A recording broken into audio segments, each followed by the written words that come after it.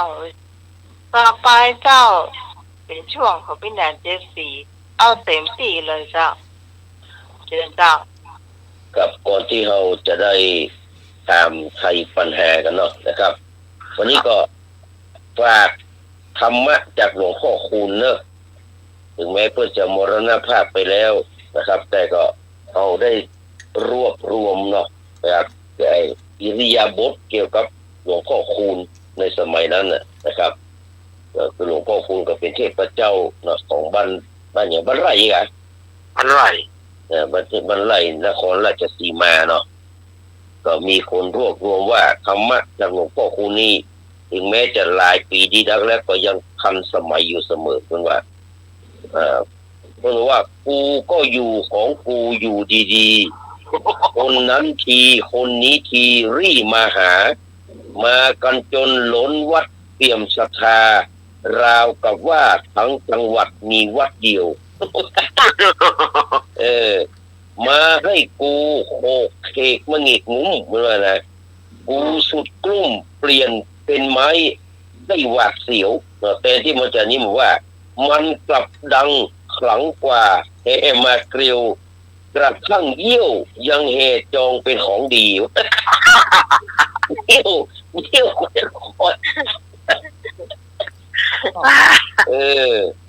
จะกล้ำบอกอย่างไรไม่รับรู้ว่าตัวกูมิได้เลิศประเสริฐสีมันกลับมองตัวกูเป็นปูชนีใช้เป็นที่ดับร้อนผ่อนลำเค็นนี่นะว่านะขยับเยื่อนเคลื่อนไหวเป็นใบหวย10 คนรวยล้านคนจนไร้คนเห็นให้10 คนเอาไปเล่าว่าเช้ายันเย็นกูเลยเป็นเซียนใบหวยด้วยอีกคนมาถ้านั่งยองของกูก็หรูเฟื่องเป็นพระเครื่องคณะรุ่นวุ่นสับสนบ้านจัดสรรก็ขับยังสับปดลย่องนิมนต์กูโปรโมทโฆษณาบ้างเอากูเลี่ยมทองผุดผ่องใสหวังจะให้คุ้มกันพองปัญหาแล้วเกิดกูเคราะห์กรรมช้ำอุราใครจะมาช่วยดึงมึงคิดดูหรือว่าในกอบไปชมดึงขนาดเก๋งเยอรมันคันเป็นล้านชนสถานเบนซ์เนี่ยนะเยอรมันเนาะขนาดเก๋งเยอรมันคันเป็นล้านชนสถานถ่ายยุคกันบุกบู้ถ้าตัวจริงเสียงจริงยังกริ้งรูนอนคุดคูรอมึงช่วยด้วยเหมือนกันนี่คือธรรมะหลวงพ่อคูณโอ้โหฟังสักทีนะก็นี่คือหลวงพ่อคูณเนาะเป็นพระที่กราบไหว้ได้สนิทใจเต็มรูปหนึ่งเนาะครับเป็นเทพเจ้าพระเทพวิทยาคมเนาะจริงๆนะแต่ว่ามาคลังก็คลังนะผมเคยมีอยู่เสื้อเดียวนะเคยมันมีละไอ้น้องนะเ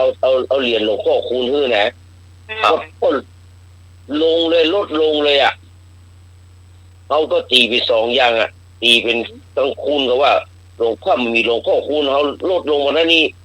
น่าจะอันหัวตั้งหัวที่แม่ค้าไหนแล้วเป็นถึงทำงานที่แอร์พอร์ตพลาซ่าเนาะหรือว่าถ้ามันมีถ้าไม่ได้หลวงพ่อคูณมานั้นเขาอาจจะบังเกิดแล้วก็หลวงพ่ออาชุนอาจจะมาลองของก็ได้เนาะสอบอย่างแล้วก็แห่ไปเลยนะตั้งไม่ว่าผมไปซื้อเหมือนเอาเหรียญพ่อคูณเลยได้วันแรกลงเลย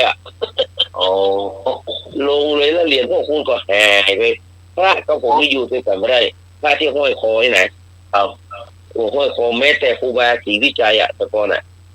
เอาครูบาศรีวิจัยนะห้อยคอกระโดดสูงเป็นนักเรียนที่เรียนที่เขานักแข่งกีฬาเขากระโดดสูงกระโดดไปก็มามันหายใช้ไปเลยโซ่หายในแก็บกับโซ่หายมาแฝงพอเอาแก็บวางขึ้นแล้วเป็นที่กระโดดสูงแล้วเขาก็ล้อมเอาครูบาศรีวิจัยเล่นไปเล่นมาหายแซฟเนี่ยแล้วก็ไม่ใช่พอกับครูบาศรีวิจัยนะหลวงพ่อวัดไร่ขิงตอนนั้นนี่ อนนั้นแขวนคอนั้นแล้วก็หมอฉีดยาบะเข้าอ่ะโอ้โหเอ็มบะเข้าเนี่ยโอ้หมอซิมอ่ะมันโทษโทษอันแพะก่อนหลวงพ่อคิงนี้เนี่ยหลวงพ่ออะไรคิงนี้เนี่ยแจงยิงยังบะเข้าเลยว่ะโอ้เขาก็บอกว่าคุณแค่มันเมื่อคืนก็ไปดูหนังน่ะไปดูสเต็กที่ยาหายละไปดูหนังโล่นเล่นแต่แม่โล่นข้างน้ำเหมืองนะลูกลงไปจุ๊มแข็งตั้งน้าแม่เลยบอกเคยห้อยแพะเลยเอาแพะมาอยู่ในใจเอาละบอกเคยห้อยแพะเลยจะได้ขนาดนั้นแต่บอกเคยห้อยแพะว่าแพะจะอยู่เขาเอาไปได้เอาเราก็ไม่ได้ใจแต่แพะอยู่ในใจเราตลอดเลยหลวงพ่ออะไรก็ห้อยคอผมไม่ได้เพราะว่าเขาก็บอกต้นสายมันจะหายอันมันจะลูกไปแน่ซื่อยะปุ๊บเอาเลยเขาก็เลยหลวงพ่อคุณก็เหมือนกันได้วันเดียวก็ได้จำสภาพที่ตามมาตามบ้านปีได้ก่อนวันนั้นไปคอนตาลนะแม่ปีหลอดตายกับหลวงพ่อคุณอันเดียวอ่ะก็โดนน่ะหูเนื้อหูตัวเลยโรคสารกลางเนี่ยเราต้องเอาอันนี้ไว้ก่อนนะหลวงพ่อคุณนี่ก็สุดยอดแต่ละหลอดตายต่อไปเริ่มเข้าถึงคำถามแล้วเนอะคำถามที่เขาติดค้างกันไว้วันนั้นแหละเรื่องเกี่ยวกับเกณฑ์นี่นะเราถามว่าคนที่เกิดพศเนี่ยระหว่าง2,508 2,508 ถึง 2,532นี่ถือว่าเป็นคนเกณฑ์ใดเกณฑ์หรือว่าคนเกณฑ์เนี่ยนะเรามาใจว่าเป็นเกณฑ์เลยเนาะว่าเกณฑ์เป็นภาษาฝรั่งเขาเนี่ยเกณฑ์นี่เหรออ่านเป็นเกณฑ์นี่เหรอคือคำว่าเกณฑ์ของเขาเนี่ยคือเจเนอเรชันนี่แหละยุคนี่แหละเนาะเป็นคนเกณฑ์ใดยุคใดถามว่าคนที่เกิดพศ2,508 ถึง 2,523เนี่ยนี่ลักอยู่ในเนี้ยถือว่าเป็นคนเจนใดเพิ่นว่ากอไก่คนเจนเดอะไซเลนไซเลนก็คือคุณสงบนั่นแหละคนที่เกิดช่วงหลังสงครามโลกครั้งที่2พอดีคนที่เกิดช่วงสงครามที่หลังคนที่เกิดช่วงสงครามโลกครั้งที่2พอดีขอไข่เบบี้บูมเมอร์ระหว่างปีพศ2489 ถึง 07นี่นะหลังสงครามโลกครั้งที่2แล้วก็คอควายเจน X เนาะคอควายเจน X งองูเจน Y จอจานเจน Z เนี่ยคนที่พศ2,108 ถึง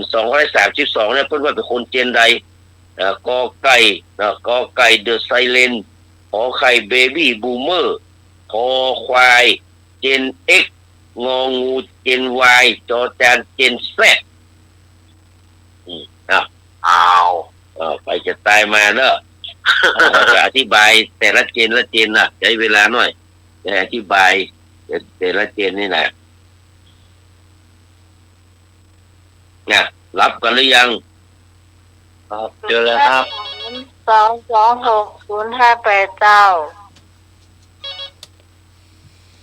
มาเติมมันต้องถูกสักข้อน่ะนมัสการครับคำตอบสุดท้ายคือ เนี่ยเปิ้นบ่อยากอยู่กันครูบาเปิ้นบ่อยากอยู่กับพี่หนานครับคำตอบสุดท้ายคือเจนวายครับกับนมัสการครับเจนวายงองูเนาะงูมาได้อย่างแหนมมาเอาอย่างก็เจน X คอควายเนาะควายเจน X ครับผมควาย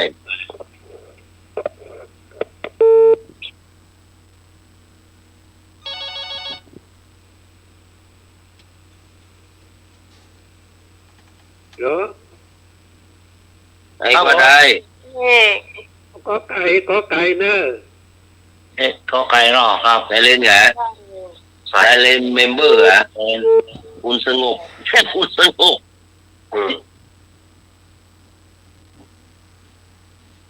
เจ้าโทรเข้ามาได้นะเจ้า ครับ 3 226 058ไอ้ที่พี่พรบอกว่าอยากโทรแต่คืน บอกหมายเลข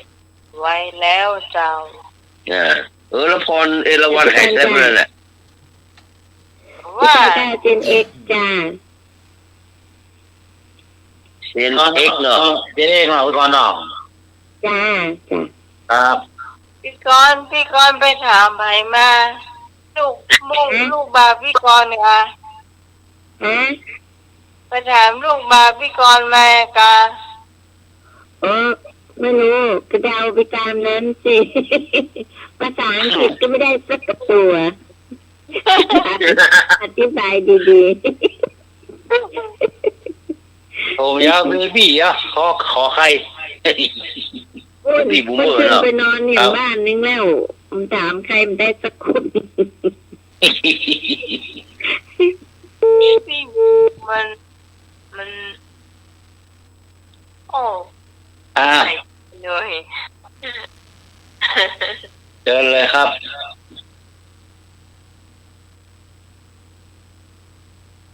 พอในรวันทักฟิง2 081223 2808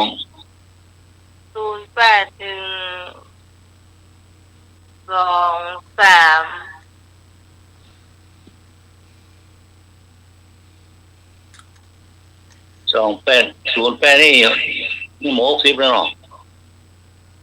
ถึงแล้วก็ ถ้าพอดีจะ60พอดีอ่ะกินเงินเดือนละ พอดีกับ08 กินเงินเดือนละ08อ่ะ 60แล้วเนี่ย08 60แล้ว08อ่ะเดี๋ยวก็เฉลยเนาะเดี๋ยวเฉลยจะความจริงแล้วถูกต้องละเจน X 08ถึง22แหละ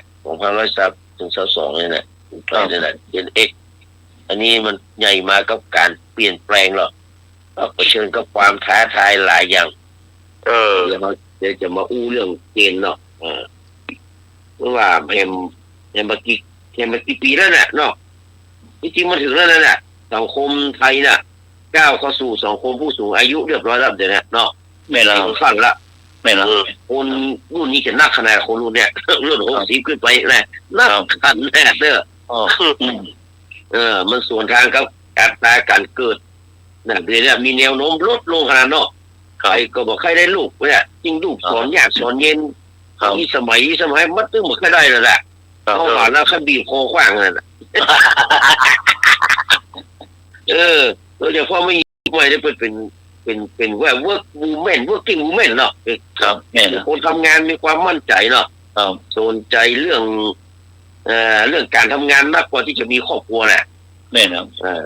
แล้วโทษก็เลยเป็นสามัญเนาะเลยครองเรียกว่าอยู่ทางเมืองกันเบื่อน่ะอันนี้ก็เป็นสาเหตุหนึ่งที่ทำให้โครงสร้างประชากรไทยไปเนี่ยกำลังเปลี่ยนแปลงไปนะและดูเหมือนว่าในอนาคตอาจจะเกิดการเผชิญกับ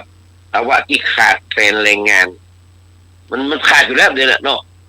งานบางอย่างนอกจากมันขาดแล้วเขาก็บัญญัติตัวงานบางอย่างแม่บ้านเนี่ยมีใครแค่เนี้ยละเนาะ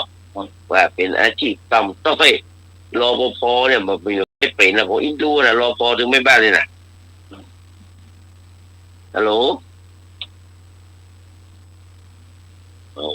อาจารย์สังวัดไปไหนล่ะอยู่วัดอยู่นะเจ้าจะได้ก็ตามเนอะโครงสร้างของสังคมมีการเปลี่ยนแปลงมาตลอดเนี่ยทุกยุคทุกสมัยละมันขึ้นอยู่กับว่าสถานการณ์ทางบ้านเมืองสังคมเศรษฐกิจในช่วงนั้นที่มันเป็นแรงผลักดันให้เกิดการเปลี่ยนแปลงและคนในแต่ละยุคแต่ละสมัยเนี่ยก็จะมีพฤติกรรมความคิดทัศนคติไลฟ์สไตล์ที่มันความรู้ความสามารถก็ดีค่านิยมดีการบริหารจัดการที่มันแตกต่างกันออกไปเราจะได้เข้าใจเนอะเอาไปโฟที่สหรัฐอเมริกาและโลกตะวันตกเนี่ยนะครับก็เลยมีการจัดแบ่งกลุ่มคนออกเป็น8 เจนกันนะ เจเนอเรชัน8-7 คนขึ้นมาตั้งแต่อดีตจนถึงปัจจุบันซึ่งเกณฑ์การจัดไปแบ่งรุ่นนี้นะก็เป็นที่นิยมใช้กันทั่วไปทั่วโลกเลยก็เรามาตรวจสอบดูว่าไผ่นะครับครอบครัวของแต่ละคนที่มาจัดรายการเนี่ยแต่อยู่ในรุ่นใดพ้องและก็มีอุปนิสัยคล้ายกับข้อมูลดังต่อไปนี้ก็คนยุคที่ 1เป็นเพราะว่า lost generation เนี่ยเป็นประชากรยุคแรกที่เกิดตั้งแต่ปีพ.ศ. 2426 ถึง 2443 อยู่ในช่วงทศวรรษที่ 80 ปัจจุบันนี้หมดนี้ละหายหมดละตายหมดละเอามีไฟมาเกิด2426ยังมีอายุอยู่2443นี่อยู่ละไม่มีละมีแล้วเอาอย่างมันมีละมันมีละรุ่นนี้มีละก็เลยห้องตั้งชื่อว่า lost generation ก็คือผีตายผีตายเนาะของคนนั้นคนนี้อย่างผีตายของอีปู่เนี่ยเนาะเนี่ยแต่เหตุการณ์สำคัญที่มันเกิดขึ้นในชีวิตของคนยุคนี้ก็คือการเข้าร่วมสงครามโลกครั้งที่ 1กันเนาะเคยยุคในรัชกาลที่ 5รัชกาลที่ 6เนาะการรัชกาลที่ 6นี่เข้าสงครามโลกครั้งที่ 1เนาะอันนี้เป็นยุคที่ 1ยุคที่ 2 generation นะครับเขาเรียกว่า greatest generation ก็คือGI เนี่ยgeneration เป็นคนที่เกิดในช่วงปี 2444 ถึง 1467 คือยุคก่อนสงครามโลกครั้งที่ 2นะครับหมู่นี้จะกลายเป็นกำลังหลักของการต่อสู้ในช่วงสงครามโลกครั้งที่ 2เมื่อสงครามโลกเมื่อสงบลงก็เลยเกิดสภาพเศรษฐกิจที่มันย่ำแย่ไปทั่วโลกละคนรุ่นนี้ก็เป็นกำลังสำคัญที่จะทำให้เกิดการฟื้นฟูเศรษฐกิจที่มันตกต่ำคือพลิกมาดีเห็นเตื้อหนึ่งผู้คนในยุคนี้จะมีความเป็นทางเป็นก็แล้วเป็นทางการเนาะเวลาพ่อใจจะออกบ้านออกจองนี่พ่อจะใส่สูทผูกเนคไทเขาเรียกว่าผูกเนคไทใส่สูทออกจากบ้านคนในสังคมจะมีการอยู่ในระเบียบแบบแผนปฏิบัติที่ไปในทิศทางเดียวกันก็คือมีความมีความหันมีความเชื่อไปในทิศทางเดียวกันเชื่อมั่นในรัฐบาลอำนาจรัฐมีจิตสำนึกความเป็นพลเมืองร่วมกันแต่ก่อนก็เลยถึงว่าอยู่ที่ไหนก็นับกันเป็นพี่เป็นน้องกันนะก็คนรุ่นเนี้ยอยู่พวกหัวบ้านท้ายบ้านต่างอำเภอใกล้อำเภอก็ยังรู้จักกันอยู่วันเดียวก็มีบ้านติดกันนี่หมดกันอันเนี้ยเป็นคนรุ่นหน้าที่ว่าคนรู้จักกันนับกันเป็นจริงๆมันจะญาติพี่น้องกันนะมาอยู่ด้วยอพยพจากท่านอันนี้มาเนี่ยมาอยู่ด้วยกันเปิ้นก็นับถือกันเป็นพี่เป็นน้องหมดอันนี้คือคนรุ่นที่ 2ส่วนคนรุ่นที่ 3เพราะว่า silent เนี่ยที่เขาว่ากินsilent generation หมายถึงคนที่เกิดในช่วงปี 2468 ถึง 2488เนี่ยเป็นช่วงที่ครูบาสร้างรอบแรกขึ้นดอยสุเทพมัน2472เมื่อ2477เนาะที่ครูบาลงจอบแรกกับเจ้าแก้วนวรัตน์ซึ่งเป็นผู้ครองนครรุ่นองค์สุดท้ายเนาะองค์สุดท้ายเนี่ยได้จอบแรกวันที่9 พฤศจิกายน 2477ครูบาศรีวิชัยเอาเลิกไปให้ครูบาเทิมเนี่ยที่วัดแสนฝางดูครูบาว่ามันเป็นดีก็ท่านจะหมายถึงไผถ้าหมายถึงประชาชนน่ะดีแต่ถ้าเป็นสำหรับท่านมันก็ดีครูบาศรีวิชัยไปถามครูบาเคิ่มมาเพราะว่าถ้ามันดีกับคนส่วนใหญ่แล้วถ้าเป็นผมมาดีผมก็ยอมครูบาพูดกันเลยเนี่ยวันนี้วันนี้เมื่อ90 ปีก่อนเนี่ยวันเนี้ยก็เลยมีปัญหาแต่ก็หลังจากสร้างแล้วเกิดอธิกรณ์เนาะกรมป่าไม้กรมอะไรอย่างนั้นฟ้องเปิ้นมาเบื่อแล้วเกิดอธิกรณ์จนกระทั่งว่าขนาดเนี้ยดีอย่างที่เขายังเอากูไปขังเอากูไปตีข้อก็ยังเบื่อนะโดยที่ว่ายอมมาได้ว่า น้ำปิงมันไหลตึงขึ้นตั้งเหนือน้ำมันไหลขึ้นตั้งเหนือได้กูที่หัวปีกเนี่ยครับเนี่ยอันเนี้ยเป็นที่แม่ละเพราะว่าครูบาเพิ่นหันประโยชน์แก่ส่วนรวมนะว่าถ้าสร้างวันเนี้ยสำเร็จแน่นอน แต่มันมาเป็นผลดีกับเปิ้นแต่เป็นผลดีกับคนตึงใหญ่ตึงหลวงนะเปิ้นก็เลือกเอาคนตึงใหญ่ตึงหลวงไว้แล้วเอาตัวเก่าลำบากทั้งที่ครูบาจะมาสร้างก็ได้แต่ว่าถ้าสร้างคนอื่นมันจะมาแล้วนะถ้าเลยจากเลิกนี้ไปกับเลิกของครูบาเองครูบาเชื่อว่าเลิกเนี่ยได้มันบดีสำหรับท่านแต่มันดีสำหรับประชาชนทั่วไปเนี่ยได้ผลดีแน่นอนใช้เวลาแค่5 เดือนไปนะก็สร้างแล้วนะรัฐบาลสมัยนั้นเนี่ยน่าจะเป็นพระหลทุนพระยุหเสนาว่ามาพอผมมีตังสร้าง200,000ไปมาได้แต่ก่อนนั้นมันมีตังสร้างแบบคนนั่งนับเนี่ย5 เดือนไปเรียบร้อยหมดเป็นขนมคอนกรีตนะก็มาที่มันจะมีที่เรื่องเล่ากับที่เพิ่นแปลงที่มาถึงอย่างว่าโค้งขุนกันนี่เนาะเนี่ยลุงด้วยหาเราโค้งขุนกันตกสองโค้งขุนกันนั้นมันเป็นใบหินแบบคายมันเป็นใบหินแบบขาใหญ่ขนาดแต่ขุนกันชนะคุณอย่างขุนชนะอย่างนั้นที่เพิ่นเนี่ยขุนกันชนะโน่นนี่จะเพิ่นเป็นคนที่มีปัญญาเพิ่นเป็นวิศวกรเพิ่นหูว่าจะแย่ใดใบหินนี่แต่ก่อนมันจะมีระเบิดอย่างที่มาระเบิดหรอกมันมีเครื่องไม้มือยุทโธปกรณ์เพิ่นก็เลยเอาลัวมาสุมที่ใบหินนี่แหละก็อย่างลัวมาสุมไฟมาสุมก็ใบหินมันโดนไฟมันก็แตกมันก็แตกง่ายมันฮ้อนเนี่ยเพิ่นขุนกันเนี่ยเพิ่นเนี่ยเพิ่นเลยได้ชื่อว่าโค้งขุนกันถ้ามันมีขุนกันก็อาจจะไปมาได้กันแน่เนี่ยนี่มันเป็นเกตเล็กเกตน้อยแล้วที่มานี่นะเนี่ยขุนที่เขาขุนกันนี่นะเพิ่นเนี่ยอยากใช้วิธีจนใบหินมันแตกปุ๊บว่ากันมันก็บุกได้แล้วกันเนี่ยเอาค้อนปอนค้อนเวนบุกได้ละแล้วก็เลยกลายเป็นถนนขึ้นไปเป็นกิโลเมตรสุดท้ายแล้วเนาะตอนนั้นจะขึ้นดอยสุเทพแหละเนี่ยนี่ก็คือคนยุคนี้แหละเป็นคนเขาเรียกว่าจะมีมันนักเหมือนกับคนรุ่นอื่นในยุคนี้นะเพราะว่ามันเป็นช่วงสงครามโลกครั้งที่2เนาะไหวมันแค่เกิดมาใครจะไปเกิดกันลงหลุมแค่ไหวแล้วเนาะยุคนั้นกับน้ำพริกตาแดงนะกันน้ำพริกตาแดงของอันอีปุ้ยเขาได้เพิ่นต่ำไว้เนาะต่ำไว้นักขนาดน้ำพริกตาแดงนะเข้าเป็นกระปุกใหญ่ๆนะเป็นองค์ใหญ่ๆนั่นน้ำพริกตาแดงไว้เศรษฐกิจก็ตกต่ำเนาะส่งที่กระดิ่งปลดข้าราชการออกไม่แหกสมัยนั้นเนาะปลดข้าราชการ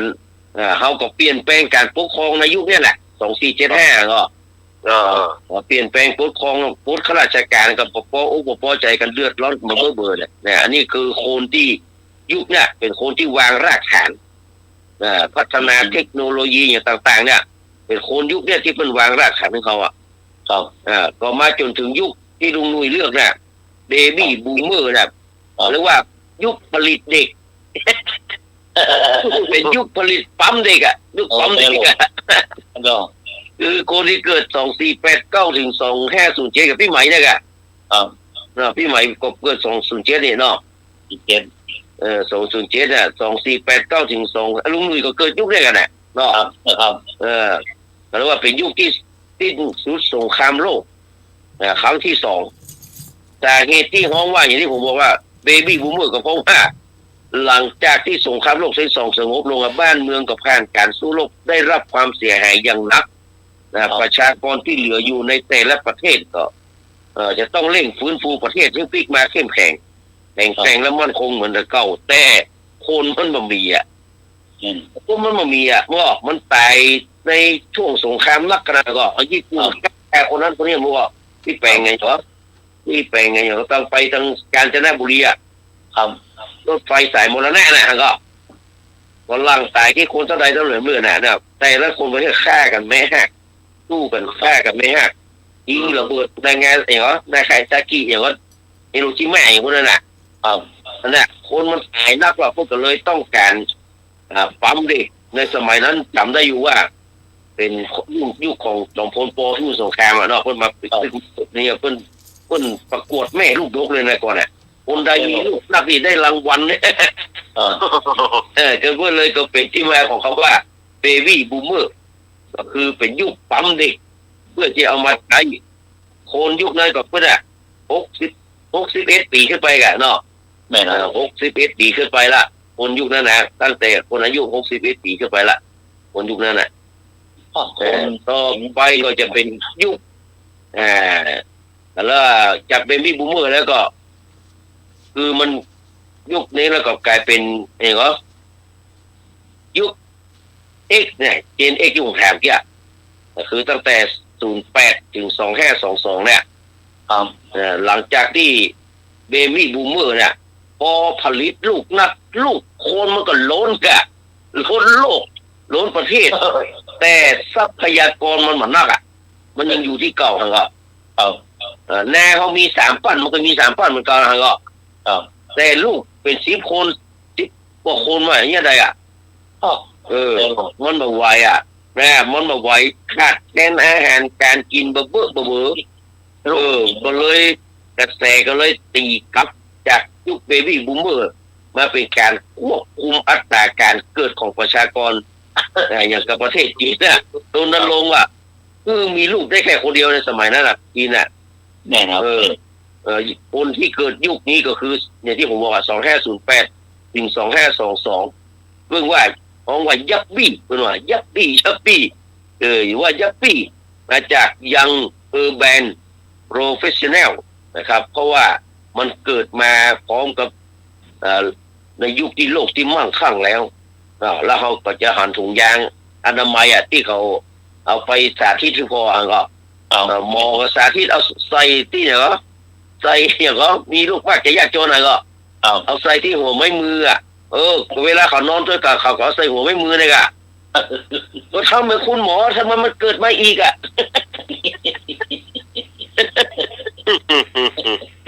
ก็เอาไปชุบที่นั่นแหละแล้วก็นอนด้วยกันลูกของมันเยอะมันเดิมคุณหมอก็ใส่อย่างนี้โอ้ตะกอนมันเหมือนทันสมัยเลยหรอนั่นแกเนี่ยก็เลยของว่ายุคเจน X เพราะว่ามันมีหลายสั่งแล้วเทคโนโลยีอย่างก็เข้ามาเนาะคนทำงานกันมีความคิดสร้างสรรค์เนาะแล้วก็เกี่ยวกับอย่างต่างๆนี่ประเพณีวัฒนธรรมนี่เขาบอกเขายึดถือละเขาปรับตัวเริ่มจะเป็นคนรุ่นใหม่แล้วนะเจน X นะเริ่มจะเป็นคนรุ่นใหม่แล้วบางคนก็ผู้น่ะไปรับวัฒนธรรมจากไปก็ต่างประเทศอย่างเนี่ยเอลวิส เพรสลีย์นะครับแม่นก็แต่งตัวเป็นฮิปปี้เป็นทรงเด็กทรงมดมันจะบ้านเฮาลูกบ้านเฮาก็มีกระเตียวสะดอกันเนาะมีการเก่งกงเฮงเสื้อกงเฮงกันเนาะอันนี้เขาไปรับต้องพูดมาแล้วใส่ผมฮิปปี้แล้วก็ใส่อย่างเงี้ยอันเนี้ยเขาเรียกว่าเรื่องศาสนาเนี่ยเขาบอกให้เชื่อละบางคนก็เคยเป็นคนมันมีศาสนาไปเลยก็มีอันนี้ก็เรียกว่าเจน X เริ่มมีปัญหาละมันแค่คนมันลวกขึ้นแล้วมันจะดีขึ้นใช่ไหมมาดูเจนที่6ก็ว่าเจน Y เนาะเจเนอเรชั่น Y น่ะมันก็เกิดทัดจากเจน X นี่แหละคือตั้งแต่พศ2523ถึง2540เป็นยุคมิลเลนเนียมนั่นแหละกลุ่มนี้เติบโตขึ้นมาท่ามกลางความเปลี่ยนแปลงค่านิยมที่มันแตกต่างกันระหว่างปู่ย่าตายายนี่วางละเนาะรุ่นพ่อรุ่นแม่นี่บอกเอาละความเจริญรุ่นหน้าของเทคโนโลยีและอินเทอร์เน็ตเข้ามาอยู่ในการดำรงชีวิตประจำวันยุคนี้ก็จะเป็นยุคสถิติกำลังเติบโตยุคที่เกิดเนี่ยเห็นไหมยุคต้มยำกุ้งกับยุคเนี่ยเห็นไหมครับนี่แหละฟองสบู่แตกกับยุคเนี่ยแต่ก็คนก็เริ่มเป็นคนที่กล้าแสดงออกก็มีนักร้องต่างๆเนี่ยเห็นไหมกุ้งพวงดวงจันทร์เนี่ยก็ขยับเข้ามาสิเนาะแล้วก็ขยับก่อนเขากล่อมลูกด้วยเสียงอย่างเนาะลูกน้อยรับ2 ตานะแม่มาค่อยตื่นรับมาจื้นก็รับแหมเนาะที่เขาของกล่อมลูกเนาะแต่ลูกนี้หมดใจละลูกนี้เริ่มจะเป็นกระซิบหนูเปล่านะเขาเปล่านะหนูมาเอง ลูกมาเองนะคือกล้าคิดกล้าทำกล้าแสดงออกไอโฟนอย่างเข้ามาแล้วไงน่ะไม่ละครับ ยิ่งเป็นเทคโนโลยีละบัดเชื่อมาให้บดีนี่บัดเชื่อเนาะเขาไปตัวหายวะวิญญาณของแม่ย่าโมล่ะที่เขาเนี่ยกันนั่นน่ะครับเนี่ยไอ้พวกเนี้ยเนี่ยไอ้เจนวายนี่แหละเจนวายนี่แหละมองโลกแง่ดีมีใจช่วยเหลือสังคมรักษาสิ่งแวดล้อมนะก็ยังมีความสัมพันธ์ที่ดีกับพ่อแม่อยู่นี่นะยังได้อยู่ก็ได้อยู่ยังเชื่อฟังได้อยู่เนาะแต่มาถึงยุคเจนซีเนี่ยหรือเจนแซดเจนซีเจนแซดเนี่ยก็คือเป็นยุคของคนตั้งแต่ปี2540ขึ้นไปก็เทียบอายุแล้วก็โอ้ดีๆกับ40 50ว่ากันเนี่ย50ขึ้นไปเนาะคนยุคเนี่ย50ขึ้นไปคน50ขึ้นไปหลายคนยุคนี้นะเป็น50ลงมาไม่ใช่50ลงไปเป็น50ลงมานะครับเป็นคนที่เชื่อมั่นในตัวเก่านะแล้วก็แบ่งละเรื่องแม้ละเรื่องไอ้เพศสภาพอย่างต่างๆบ้านเขาแต่ก่อนนี่ไม่ได้หรอกเนาะบ้านของว่าคืดอย่างว่าไม่ละพอดีเขานี่รณรงค์ให้มันเสมอภาคกันเมื่อไปยิงเอาไม่ยิงได้พอใจเอาพอใจได้ก็อันนี้ก็ยุคเนี้ยยุคเนี้ยถ้ายุคต่อไปนะก็จะมีแห่งยุคหนึ่งอยู่คนฮ้องว่ายุคเบต้าแหละมันจะมีถ้าคนที่เกิด2568มาเดี๋ยวนี้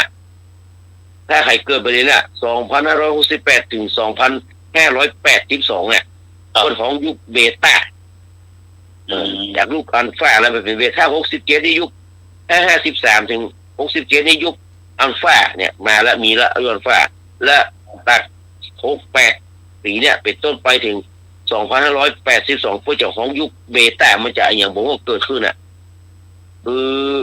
ว่าอาจจะเป็นสัตว์เดรัจฉานเป็นอย่างมั่วไปละแล้วก็อันนี้น่ากลัวนะเนี่ยเพราะนั้นนี่คือยุคที่เอานำมาเล่ากันนะครับมันเอามาสรุปเป็นย่อๆว่าเป็นแยกไม่ได้เนี่ยเป็นไปได้กันคนจะติไปเครือกินกันประมาณนี้แหละเป็นเปรียบเทียบเป็นอุปมาเนี่ยหรอกต่อไปก็ว่าสู่คำถามเนอะคำถามวันนี้จงเติมคำในช่องว่างแต่อยากจะถามว่าคนเราเนี่ยมันไปฝากใจไปเก็บใจไว้ที่ไหนพ่องแต่บ่มีคำตอบนะแต่คือทุกคนแสดงความเห็นว่ายังสายันสัญญาเนี่ยไปฝากใจไว้ที่ไหนยอดรักสลักใจไปฝากใจไว้ที่ไหนไม่เจริญปุระนี่เก็บใจไว้ที่ไหนสดใสแล้วฝากใจไว้ที่ไหนโดนสนระเบียบนี่บ่มีหัวใจเพราะอะไรอย่างลองทายมาว่าสายันสัญญานี่ฝากใจไว้ที่ไหนยอดรักฝากไว้ที่ไหนไม่เก็บใจไว้ที่ไหนสดใสฝากไว้ที่ไหนดอนเราที่ไหนเรามาดูแล้วไอ้หูก็เป็นไรครับต่อกันเนี่ยคุณผู้ฟังฝากใจไว้ที่เดือนคุณผู้ฟังต่อเลยนะเจ้าเอาไว้ที่เดือนอยู่หน้า3 2 เจอที่ไหน8 9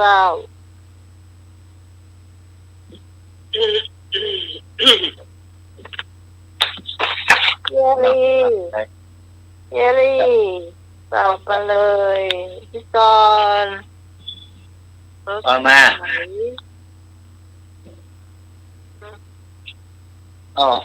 ฝากใจไว้ที่ไหนใช่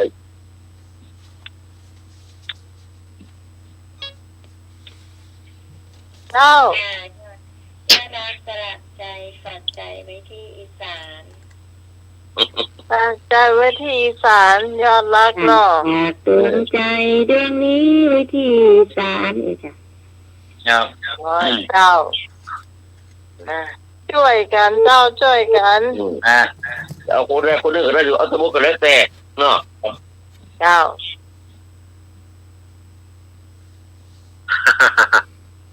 ช่วยกันเบียร์มันมีใจนี่ล่ะเนี่ยแต่โดนนี่มันมีดอก ดอนมันมีหัวใจนะ ต้นสอนระเบียบอ่ะ ครับ เธอคนเดียวเพราะเธอคนเดียวน มัสการครับ ครับผม สยฝากใจไว้กับชีวิตไอ้ธรรมครับชีวิตไอ้ธรรมยอดรักฝากใจไว้กึ่งหนึ่งวัดกึ่งหนึ่งวัดกึ่งหนึ่งกึ่งหนึ่งวัดกึ่งหนึ่งครับดอนฝากใจไว้กับเล่าจ๋าครับกับนมัสการครับ โอ้เอาไปฝากแกมดบ่ฝากไว้ที่เราเหลือแล้วหรอฝากไว้ที่เรานี่เหลือละสายันสัญญานี่มันฝากใจไว้ที่เดือนแต่ว่ามันลบเดือนไงแล้วก็มันคอนฟลิกต์ไม่ได้ตัวคัดแย้งไม่ได้ตัวสายันสัญญาเนี่ยฝากใจไว้ที่เดือนว่าแต่มันลบเดือนน่ะฝากใจในกระตัวเข้าฝากใจไว้ที่เดือนแล้วไปลบเดือนหันละแล้วไปลบคนแล้วไปลบเดือนน่ะใครได้เห็นชื่นเย็นอุลาแต่กันสินะต้องหลบดวงตานี้เดือนว่าเอ้าประตูเข้าฝากใจไว้ที่เดือนแล้วไปลบเดือนน่ะไม่ได้ยังไงน่ะเอาแล้วใครจะต้องแหมแต่อย่าให้น้องใหม่เจริญปุระนี่มันเอาไว้ที่ไหนใจมันเนี่ยฮะไม่เจริญปุระเก็บไว้ที่ไหนใจมันอ่ะอันนี้จะถามคุณผู้ฟังแกว่าถามคุณฟังแกถามผู้ฟังเลยยังหมดเชื่อตลอดถ้ามันมีไฟตอบเขาก็ตอบนั้นไม่เจริญปุระเขาเก็บใจไว้ที่ลิ้นชักจ้ะลิ้นชักเนอะแล้วสดใสเหรอสดใสไว้ที่ไหนไหนสดใสนี่ลองมาสดใสฝากไว้ที่ไหนน้องพรค่ะสดใสฝากใจไว้น้องพรน่ะแต่เมื่อก่อนมันจะฝากใจมันต้องว่าอย่างก่อนนะใสๆนะมันต้องว่าอย่างก่อนแล้วมันถึงจะฝากใจได้นะ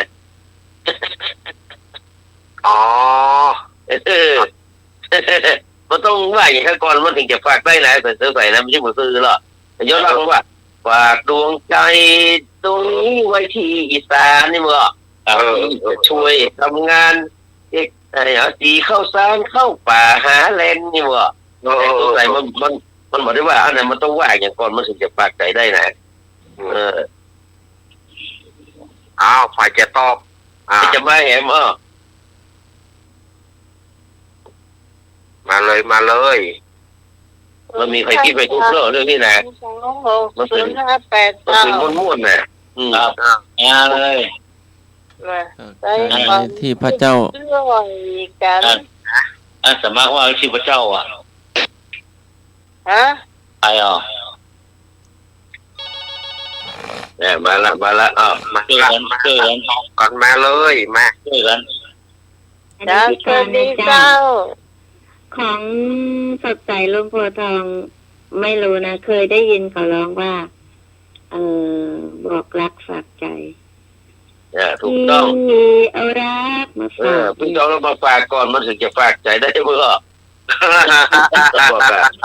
แล้วก็ฝากใจใส่กระทงด้วยว่าซื้อลอยไปเรียบร้อยแล้วไอ้นั้นเอาหมูมาต่าง5 บาทที่บาทเหลือแล้วลอยไปแล้วเนาะลอยเรียบร้อยนะฝากใจลอยจะได้กระทงอ่ะฝากใจกระทง12น้ำนองหลั่งไหลที่ฝากหัวใจไว้ในกระทงหนอนั่นแหละแต่คนที่มันมีหัวใจก็คือเพราะอย่างดอนสอนแล้วเปรียบว่าฉันจนใจไร้สิ้นปัญญามันเลยมันมีใจตอนมันมีหัวใจก็มันจนใจแล้วก็มองใจเนาะมันมารวยหัวใจมันเลยมันมีหัวใจไว้ไปฝากที่ไหนสักทีแล้วโอ้เว้ยยาตอนแล้วเปรียบจนใจ เป็นคนตุกใจมันมีใจเนาะคนอื่นก็มีหัวใจปากขั้นปากนี่ดอนแบบนี้เพราะมันฉันจนใจโอ้เขาถ่ายล่ะเอาต่อไปอีกหนึ่งนามปากกาของสมเสียนพานทองคืออีกหนึ่งนามปากกาของสมเสียนพานทองคือกอชัยเมืองสิงห์ขอเมธีพานทองพอสำริดพานทองงอศักดิ์สิงห์พานทองอีกนามปากกาหนึ่งของสมเสียนพานทองคือชายเมืองสิงห์เมธีพานทองสำริดพานทองศักดิ์สิงห์พานทองโทษอันนี้เขาจะมารับได้ยินกันเลยนะมารับได้ยินอันนี้มารับได้ยินนะครับจะมีเอ็มอยู่นะครับมาเลยฝึกสมองพี่อาลีตอบได้กันมาเลยพี่กรตอบได้กันว่ามาพ่อต้องให้แทบได้ความซะแหละยังไงเนี่ยเดียวกันแหละมาตรการครับอันเรียนมาคืออันเนี่ยอย่างพานทองไงอย่างคอควายเนี่ยตรงนี้แกนะครับแม่นละนมัสการครับเจริญพรคอควายมีชายเมืองสิงห์มีเมธีพานทองสำริดพานทองศักดิ์สิงห์พานทองสิงห์เอาขอไข่เมธีพานทองครับขอไข่อันนี้ไอ้พงษ์หรอครับไอ้พงษ์พี่จงชายเมืองสิงห์แม่มนมาแม่มนหน่วยกอไฟมาเฮียนน้องอย่างมาเฮียนน้องอย่างหม้อเอางูแล้วเราหัวเสียหางเรา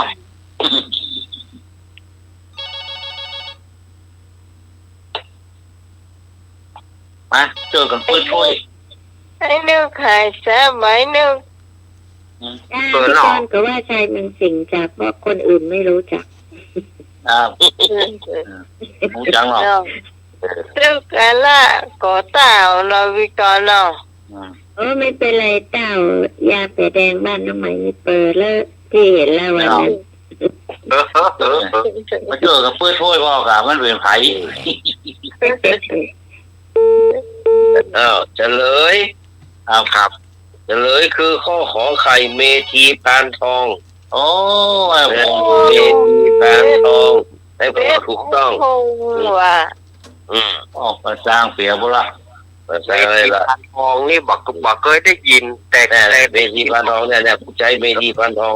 มันล่ำมีนแบบจีเพลงมันไม่ได้ค้นหาว่าเมธีพานทองมันไปของเพลงกับพวกนี้นะเพลงกับพวกนั้นโอ้มันน่าไม่มีเลยเนี่ยคนเนี่ยคนเมธีพานทองต่อไปถามว่านุ่มนาเข้าสาวนาเกิดเนี่ยพอมันไปแต่งแกนกันแล้วมันมีลูกกี่คนนุ่มนาเข้าสาวนาเกิดที่มาป้ากันที่อย่างเหรอดาวขนองเนี่ยมาขอกันแต่งงานกันเรียบร้อยแล้วมันมีลูกกี่คนกอไข่2 คนขอไข่3 คนขอควาย4 คนงองู5 คน2 3 4 5ครับเจ้าพี่กรเดาเอาเนาะเอา4 คนจ้ะคอควายจ้ะควายเนาะคนเนาะ4 คนโผล่มาไอ้พวกนี้ลูก4 คนเลยยังไม่ตัวพ่อได้มันแม่นวันเนี่ยฮะเขาก็บอกเคยหูเลยนะนี่มีในกูเกิลเลยนะนี่มีในกูเกิลลูกกูกดเป่ามาได้กูเกิลลูกแม่เข้าสาวนาเกลือมีกี่ลูกแต่งงานกันมีลูกกี่คนเอาขอใคร2 คนพ่อ แฟน ส พั อน ง ธุ์ ค แท้ นเนาะ ตอบเลย อาจารย์ว่ามีกี่คน อาจารย์สมัครว่ามีกี่คน 9 คน มันมีอยู่ในมันไม่มีอยู่นี่ มันมามี ใช่คือ มีตั้งร้อยตอบให้มันถูกต้องหน่อย ฟังให้พงก่อนให้พงว่า แต่ผมว่ามีกี่คนเออ มันไม่มี อา ไหน จารย์สมัครอยู่หน้าโทรศัพท์ได้ยินชัดอ่ะ ที่มันแฟนพันธุ์แท้อะตะกี้ ฮะ ที่มันแฟนพันธุ์แท้อะ จ้า ตะกี้แฟนพันธุ์แท้กระจายพงสกัดเนาะ จ้า เออผม ให้พงตอบกี่คน 3 คนนะครับ ตามกัน คนเนาะ แต่คนเนาะ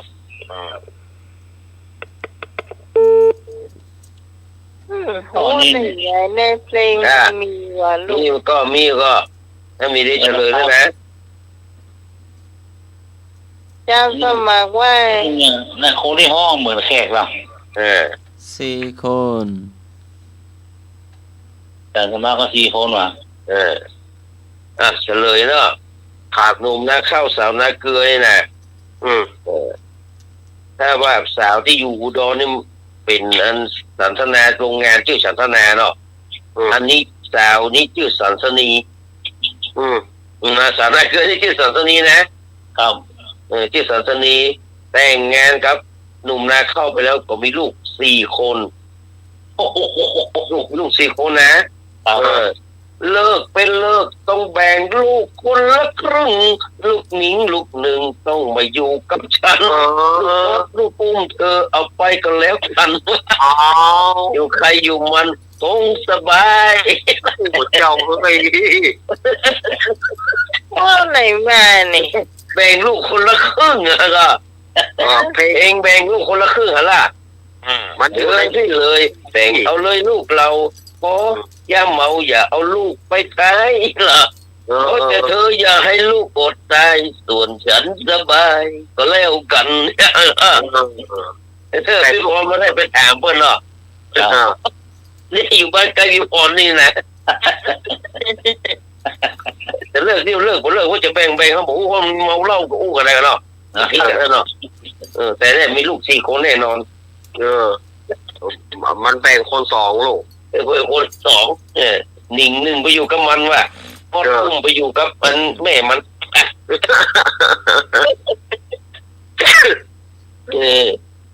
พี่กรผีอ่ะ ที่อ้วนกินละแล้วมันก็เคยถามเมียแล้วว่าโอ้ตัวถ้าไปเอาเมียใหม่เนี่ยดูอันลูกเขาอยู่กับไผ่ว่าไปอยู่กับไผ่ชักคนว่าโอ้เป็นจะไรโอ้ก็สู้ตายอ่ะแค่ตีข้อครับอ่ะ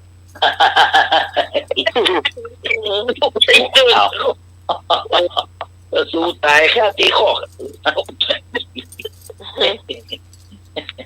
ถ้าถึงหัวเลยงอกเลยล่ะส่งเสือเรื่องหมีอ่ะ ถ่ายอย่างเดียวเลยอยู่แค่คนเลยต่อไปเป็นข้อสุดท้ายละเขาจะรับกับเจ้าหน่อยอันนี้เราจะได้อ่านใส่เล่านิทานเนาะข้อต่อไปเอามาเป็นเรื่องของเรื่องการบ้านการเมืองสักหน่อยหนึ่งเนาะช่วงนี้ฝนตกเราดูนายกคึดนายกถ้าเป็นอุ้งอิงเขาจะด่าเข้าด่าเจ้าด่าแรงเนี่ยไอ้มูคือมวลชนหน้าวอกเนี่ยนะนี่เงียบปิ้งโดนเงินเงียบปากหมดอะมีใครว่าสักคนมันก็มีที่ไหนฝนมาตกนะมันนองเดือนพฤศจิกาลอยกระทงแล้วยังเอาอยู่อ่ะเนาะนี่ถ้าไอ้หนูมาเนี่ยมันยังเอานะไปจะเป็นแล้วมันจะเป็นนักแบบนี้เลยจะลงมากับแผ่นดิน นั่นแหละมันต้องบัดดีไปบัดดีแง่ตั้งแต่กรุงเทพก็ลงมาถามว่าเทศบาลที่มีราษฎรตั้งแต่50,000 คนเป็นต้นไปน่ะเพื่อนของวัดเทศบาลอะไรอย่างกอไก่เทศบาลตำบลขอไข่เทศบาลเมืองกอควายเทศบาลนครงองูถูกทุกข้อเทศบาลที่มีราษฎร50,000 คน50,000 กอขึ้นไปนะของเทศบาลอะไรอย่างเทศบาลตำบลเทศบาล เมืองเทศบาลนครอบตถูกทุกข้องงถูกทุกข้อเนอะอบตสีเดินเลยครับเดินเลยเนอะข้อสุดท้ายละรับละรู้ฟังแต่ไปฟังก็รับแต่นะเอาเวลาโยกละครับว่าคำตอบสุดท้ายคือเทศบาลนครครับเนาะกับนมัสการครับบ้านนครเดี๋ยวเทศบาลไม่รีมเมาเนาะนึกว่าเทศบาลดอนแก้วใช่แก่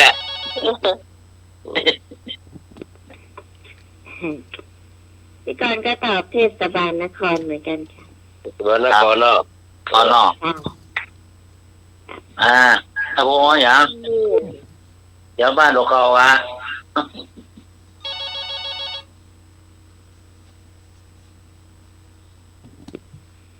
ครับผมเอาถูกทุกข้อนะครับผมทุกข้อเนาะทุกข้อครับผมมัดโต๊ะเลยเนาะครับ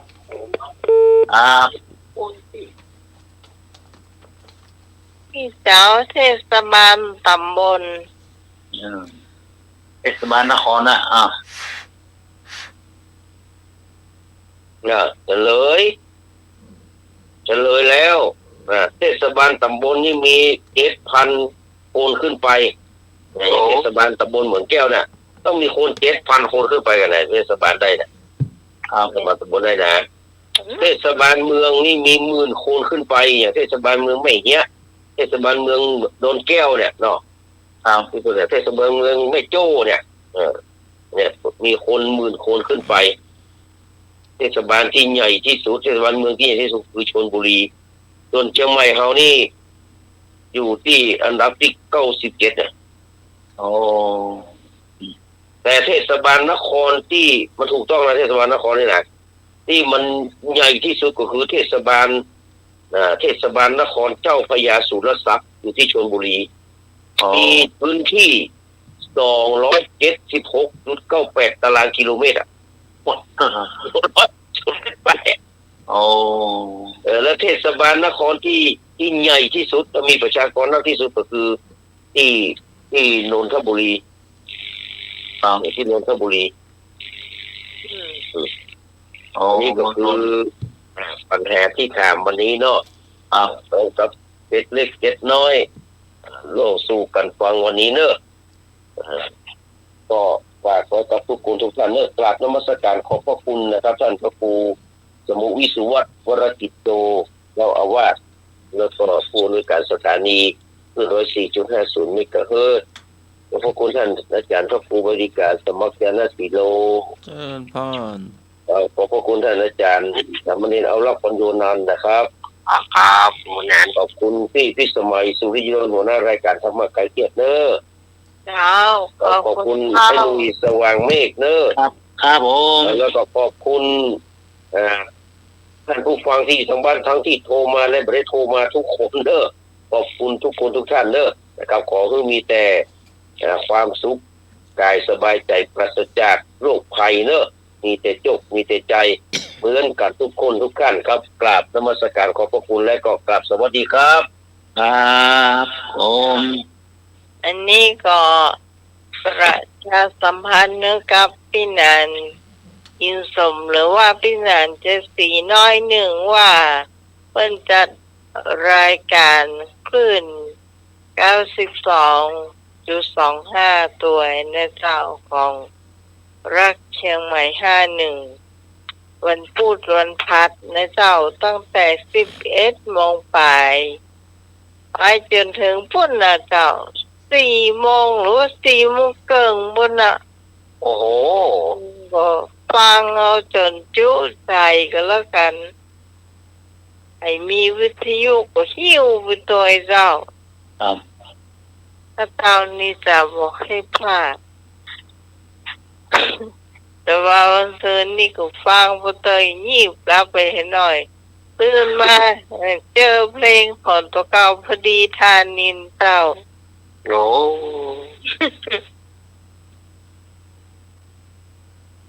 ดีพอดีของน้าของน้าขอเพลงเอาไว้ได้วิทยุใหม่ผมป้ากันฟังเนอะเดี๋ยวนี้นะ เดี๋ยวฟังอีกหรอ จ้าก็ช่วงต่อไปนิมนต์เนนเนาะ ครับ ว่าบัดตะคืนก็บ่ได้มาประกรรม เอานะครับ ครับครับ ก็มาแล้วเนอะสถาญาติโยมที่ท่าฟังนิทานเนาะวันนี้ก็จะได้เอานิทานมาเล่าจะกำก่อน ก่อนที่จะเล่านิทานนี่นะตะกี้เพลงสุดท้ายเนาะที่ฝนตกน้ำนองนี่ของสอนเพชรสอนสุพรรณนักร้องรุ่นหลังๆเอาไปฮ้อง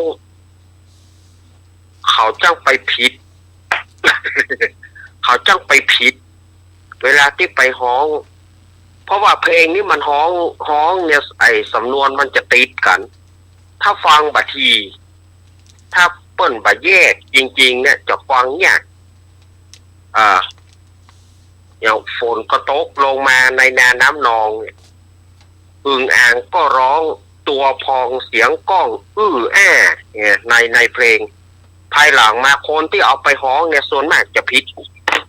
อึ่งอ่างก็ร้องตัวพองก็ต้องอึ่งอ่าง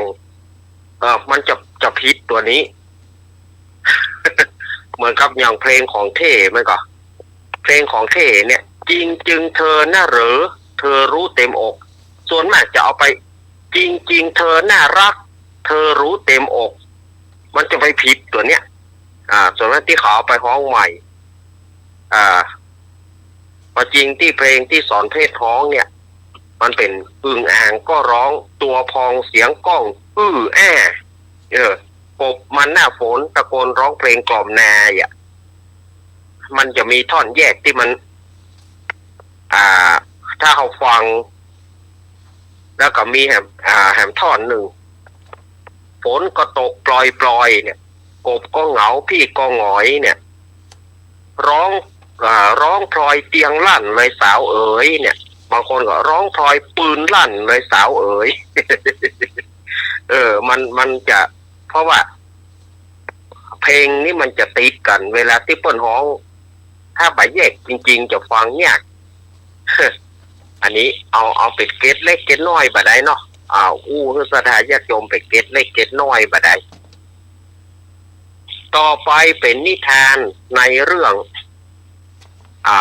บ่อน้ำวิเศษเนาะพอจริงก็น่าจะเคยเอามาเล่าแล้วนะบ่อน้ำวิเศษนี่นะแต่ถ้าว่าได้เล่าไปก็ลืมเนาะเอามาหนังดีก็มาปัดฝุ่นขายกันบ่อน้ำวิเศษเนี่ยก็มีป้าอุ้ยคนหนึ่งเนี่ยถือว่าอายุนักละป้าอุ้ยคนนี้แต่ยังไปเอี่ยวป่าได้อยู่สองตายายหรอไปเอี่ยวป่าวันนี้ไปเอี่ยวป่าแล้วทีนี้ก็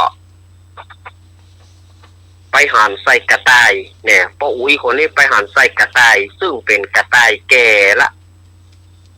กระต่ายแก่นี่ก็มันกระโดด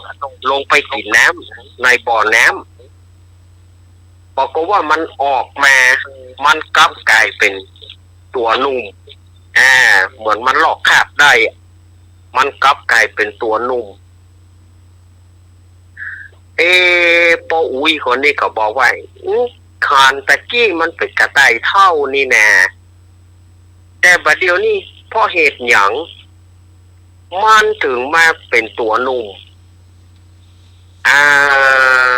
สมควรว่าเขาลองไปกินพอละเพื่อเขาจะนุ่มพ่อเขาจะไปอวดเนี่ยเท่ากับเราแน่ปรากฏว่าป้าอุ้ยคนนี้ก็ลงไปกินน้ำในบ่อน้ำนั้นนะปรากฏว่ากลายเป็นคนหนุ่มกลายเป็นคนหนุ่มเขากลายเป็นคนหนุ่มหนุ่มหล่อเลย ก็ตั้งใจจะไปหยอกเมียเพิ่นเนาะจะไปหยอกเนี่ยเท่ากำล้ออีกอะไปถึงบ้านก็แม่มันเห็นน่ะจำได้ก็เห็นน่ะ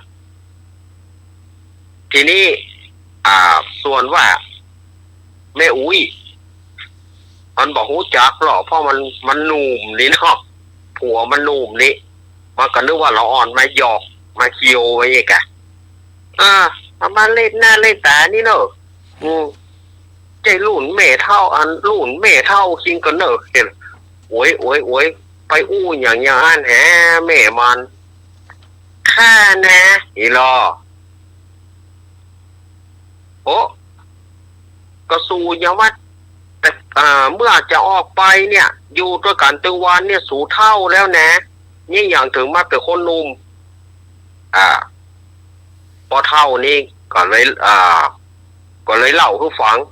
ฝ่ายผู้เป็นผัวก็เลยเล่าให้ฟังว่าไปกินน้ำในบ่อวิเศษนั้นที่นี่ฝ่ายผู้เป็นเมียก็ขอผัวไปส่งแน่ข้าก็แค่เป็นสาวเหมือนกันเราสู่เป็นบ่าวได้ข้าก็เป็นสาวได้หรอขอปลาข้าไปกินกัมฝ่ายผัวก็บอกว่าโอ้มันค่ำแล้ววันพุธก็ไปวันพุธข้าจะฮับไปส่งเมียมันใจฮ้อนให้ไปก็เลยถามพี่กัดว่ามันอยู่จุดไหนอีกมันอยู่ที่ห้านแต่แน่วันพุธใครไปส่งวันนี้อยู่นี่ก่อนวันนี้รับนอนก่อนแล้ววันพุธข้าจะพาไปฝ่ายเมียมันหูพิกัดแล้วนี่เมียมันหูพิกัดละก็เลยลักไปคนเดียวนั่นแหละลักไปคนเดียวไปตามพิกัดที่ผัวมันบอกนั่นน่ะไปถึงมืดถึงดำนั่นน่ะก็กลัวพ่องนะไปถึงมืดเมื่อไปแล้วก็ลงไปกินกำแรกออกมาหมอกเป็นอยู่ไม่เฮือนนุ่มไม่เฮือนนุ่มบ่พอใจเตื้อกินเข้าไปแถมก็ยังเป็นสาวใหญ่ถือว่าเป็นสาวใหญ่ละกินไปแถมอันนี้เป็นสาวรุ่นแล้วฮะกำนั้นก่อนเรื่องความโลภเนี่ยเปิ้นว่าความโลภต่อใดบ่ปอน่ะก็เลยกินไปติ๊กๆเลยกินไปติ๊กเอาเข้าร่างกายเป็นละอ่อนน้อยให้เง่อยู่อันปากน้ำบ่อหั่นไฟผัวมันลูกเจ้าแหมโอ้แง่นี่ไปไหนนี่เจาะหาไหนก็ได้บันล่างว่ามันลักไปถ้าแง่นี่ไปพอไปเสาะหาเฮ้ยสถาญาติโยมไปหันใส่ละอ่อนน้อยนอนให้เง่อยู่หั่นหานี่นอหมายว่าจะได้เมียสาวซ้ำว่าไปบอกปอหาจะได้มาเลี้ยงมันแถมแล้วเมื่อใดมันจะใหญ่คือหานั่นเฮ้ยความโลภเนาะสถาญาติโยมความโลภเนี่ยเปิ้นว่าเท่าใดบอกปอเท่าใดบอกปอบอกความโลภของคนเฮานี่นะเนี่ยมันเกี่ยวกับความจริงน่ะกินหมอกไปสาวรุ่นนี่ก็น่าจะปอละถ้าอาตมามันมีจริงๆนี่นะอาตมาจะไปกินสมอก15-16นี่เอาแล้วเนาะถ้ามันมีจริงๆนะบ่อน้ำนี่มันมีที่ไหนนี่นะจะไปกินหมอกมัน15-16นี่หมอกบ่าวเทวนี่เอาละกะ แต่มันก็ยังว่านะคนเฮามันโลภเนาะเอาหน่อยเหรอเอาแบบหน่อยเหรออาจจะชดเชยคือแถมเรื่องเด้อ เมื่อหัวค่ำก็เล่าไปละกรรมแล้วนะหัวค่ำก็เล่าไปแต่ศรัทธาญาติโยมเปิ้นจะชอบฟังในตอนดึกเนาะอันนี้ก็เสือขอพรเนี่ยเรื่องมันนะอาตมาก็เล่าแต่เมื่อหัวค่ำไปละกรรมละเสือขอพรนี่เสือมันไปขอพรกับพระอินทร์หรือว่าพญาอินทร์มันไปขอพรไอ้หยังมันสมัยแต่ก่อนนี่นะญาติโยมเมืองฟ้ากับเมืองโคนเนี่ยมันสามารถติดต่อกันได้เมืองฟ้ากับเมืองโคนเข้าไปเหี่ยวเมืองฟ้าก็จะมีวอทองมีราชรถมาฮับขึ้นไปเหี่ยวบนฟ้าไปอู้เทวดาได้สื่อสารกันได้ต้นไม้ต้นตอกสัตว์ทั้งหลายก็อู้ภาษาของมนุษย์ได้นะในสมัยเจ้นใดบอกว่านะเจ้นพระพุทธเจ้าองค์ไหนก็บอกว่าแต่เปิ้นเล่าให้ฟังกรณีเสือเนี่ยมันไปขอพรกับพระอินทร์มันบอกว่าไหว้สาพระอินทร์บาดเจ้าบาดเดียวนี้ฉันขอพรจากพระอินทร์สักข้อหนึ่งพระอินทร์ก็บอกว่า เอาขอมาใครได้ปอนข้อใดขอมาข้าเจ้าขอปีหนึ่งเนี่ยขอได้ลูก6 ตัวขอพระอินทร์ประทานพรข้อนี้คือข้าเจ้ากำพระอินทร์ก็ประทานพิจารณาเนาะเมื่อเสือขอเนี่ยปีหนึ่งขอคือได้ลูก6 ตัวพระอินทร์ก็ขอคือปอนนั้นสมประสงค์ใจของเจ้าเตอะเสือมันก็ดีใจขอบคุณพระอินทร์แล้วก็เตียวไปตัวก็ท่องไปตัว ปี6 ลูกปี6 ลูกปี6 ลูกที่นี่เหล่าบรรดาคนสัตว์แล้วก็ต้นไม้เมื่อหูข่าวว่าพระอินทร์ประทานพรกับเสือก็บ่พอใจปากันขึ้นไปเฝ้าพระอินทร์นะตึงคนตึงสัตว์นี่นะขึ้นไปเฝ้าพระอินทร์ขอไหว้สาพญาอินทร์เจ้าเนี่ยอย่างนะหมอมนุษย์สัตว์ทั้งหลายมีปัญหาอย่างก็พระอินทร์เสือมันขอพรว่าจะได้ก็เสือมันขอพรว่าปีหนึ่งเนี่ยคือมันได้6 ลูกก็คือว่าปีหนึ่งคือมันได้ลูก6 ตัวแล้วพระอินทร์คือพรข้อนี้แก่เสือก็คือตายแล้วพญาอินทร์ล่ะ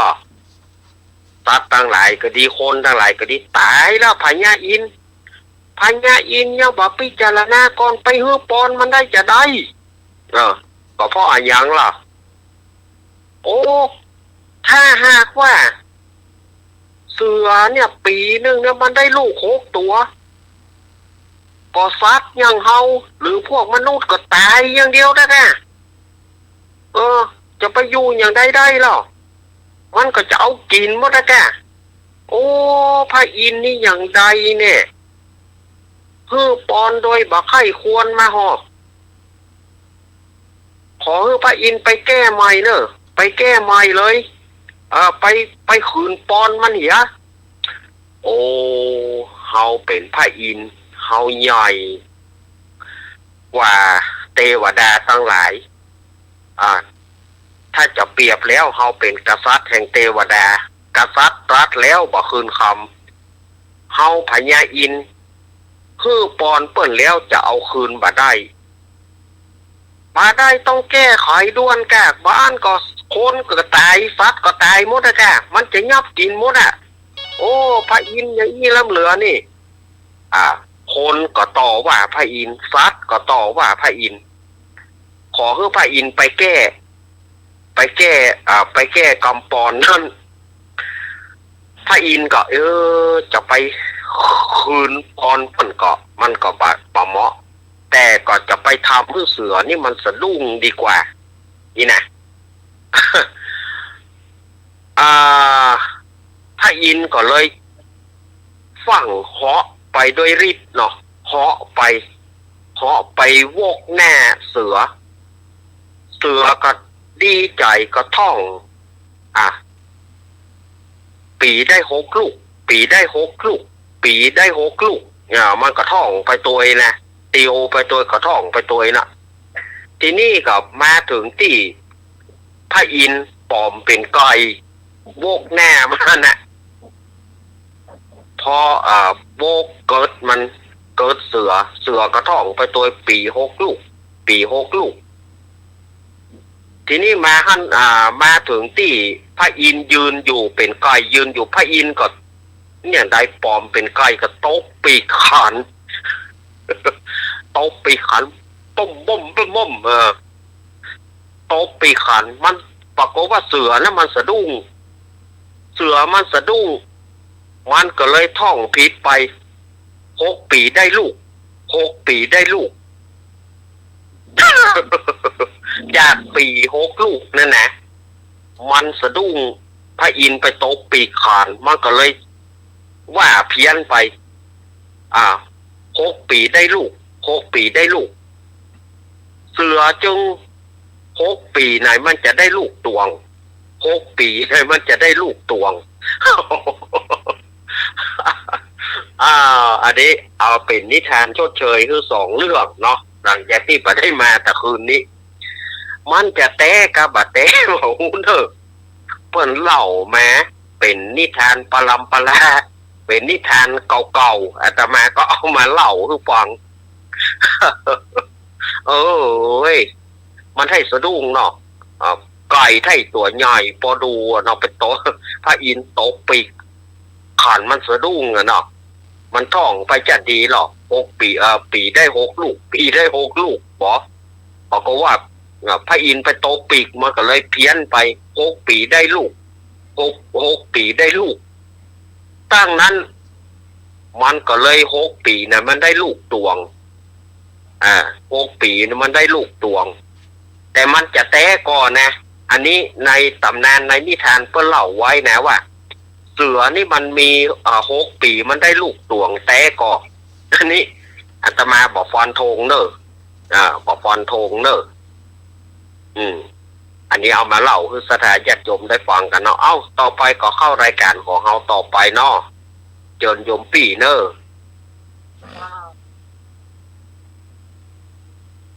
ต่อไปเป็นคำว่าเก่าเนื้อเจ้าขอพระญาติพรมา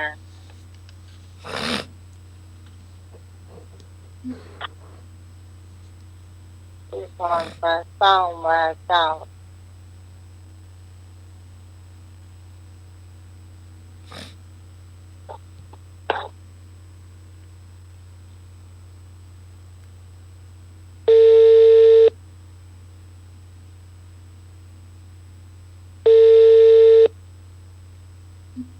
เจ้ากราบไหว้สาเจ้า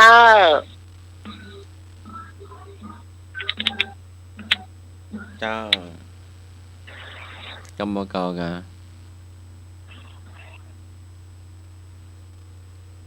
ลูกหนุ่ยปะนะครับ ผม แดงพะเลอร์กำบ่ พะเลิศ แดงพะเลอร์ เพอเลอร์ แดงพะเลิศอ่ะ เจ้า แดงพะเลิศ ตัวแดงเพอเลอร์ถ้าเป็นกามิสันกับแดงใจวายนะไม่หนอถ้าเป็นเพอเล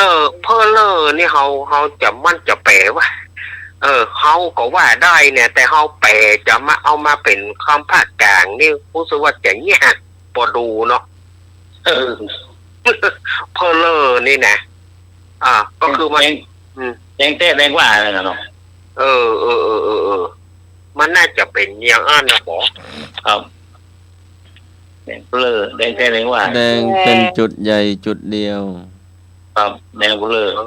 มันเป็นจุดนะเนาะครับแดงปะลึงแดงปะลึงนี่ ก็คือมันแดงอ่ะดับเบิลแดงอ่ะ แดงจัดมาก แดงแดงว่าน่ะแดงลื่น แดงปะลิง ปลาลิงก็มันน้อยกว่าปลาลึงหน่อย แดงอมชมพูแดงเป็นจุดเล็ก น่ะมันปิ้งลิงอ่ะ แดงกว่าเต็มที่น่ะแดงลิ่ง ๆ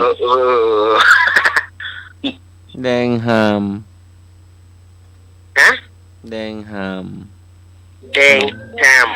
พอหลวงปู่สลา นี่ มา น่า มา จะ เอก เป็นคล้ายๆว่าปลาเต้าสมมติว่ามันใกล้จะสุกมันกำลังเหิมกำลังห่ามอยู่ แต่ว่าถ้าไปโบะมันยังไม่แดงเตื้อก็ แดงอาราม แดงหาม แดงอาราม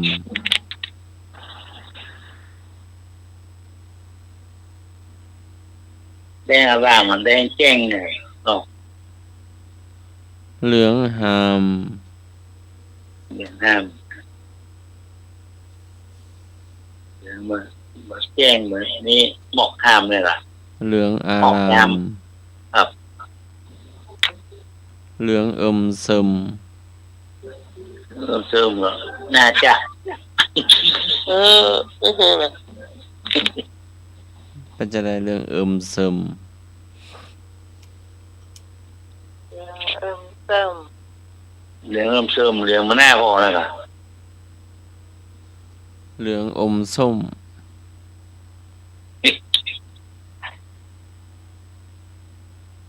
เขียวหุ้ม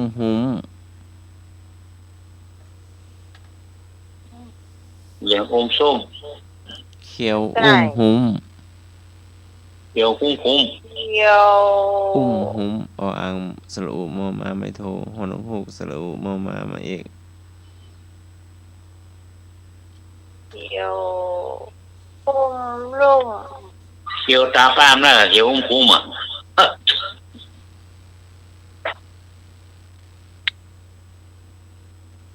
เขียวแวดตาแล้วก็เนาะ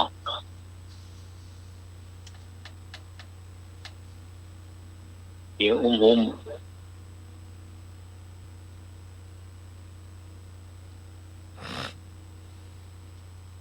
เขียวแหม พอละล่ะ เขียวแก่เขียวหุ้มเขียวแก่ เขียวแก่ เขียวแก่เขียวเข้ม ไม้ นะ มันก็ อ่า ใบไม้มันจะมีเขียวแก่เขียวอ่อน ครับ อืม เขียวแจ๊กนะจ๊ะเขียวแก่เขียวงามอ่ะคุ้ม เขียวปึด เขียวปุ่นเขียวสดใสอ่ะ เขียวจัดมากปึดหรือว่าปิดนี่นะ ครับ ปอปลาสระอีไม่โทดอเด็ก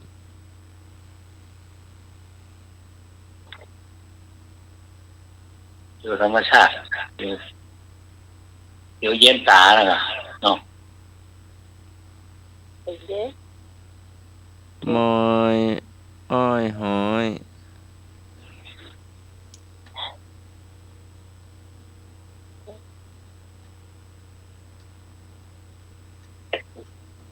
ใส่แล้วก็อ่านดี มอม้าออ่างยักษ์ออ่างดอเด็กไม่โทหอหนกฮูกออ่างดอเด็กไม่โท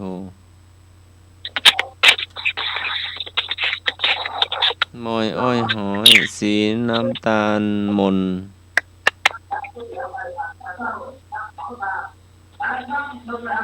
โอ้ยพอมาอะไรอ่ะ น้ำตาลเอกค่ะน้ำตาล ๆโอ้อย่างเงี้ยแสงมา ลูกเนยได้ยินไปก่อนก่อน ครับนี่ครับ ได้ยิน อ่า จ้ะ โอเค ตรงไหนมาน่ะ ค่ะกลัวเสียงดนตรีดังเข้าไปในวิทยุมันได้จ้า เอาไปเหี่ยวก่อน เจ้าไป อะไรอ่ะ กำลังมาตอนที่น้องสาวประเดชขอเพลงอ่ะเจ้า อ๋อ FC วัฒบาตักผ้าเจ้า อ๋อ จ้ะดังขนาดอะแม่กาได้นักจังเลย ครับ พวกนักกว่า50 ล้านพวกอะคนละครึ่งตึงมวลอะ โอ้ จ้ะมกงานปล่อยฮะเนี่ย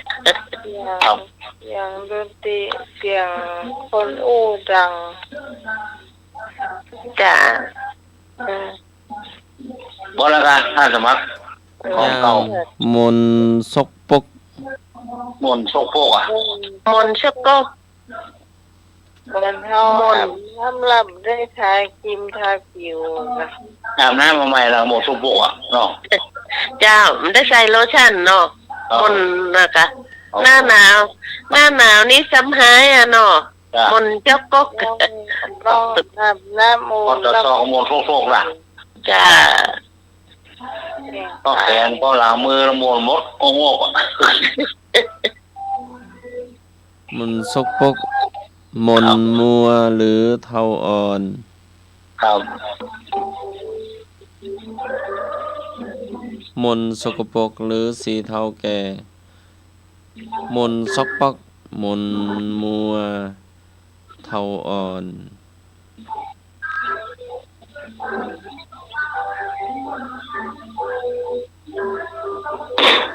วัดแม่พรมีงานวัดน้อง ปิดประตูปิดยังก็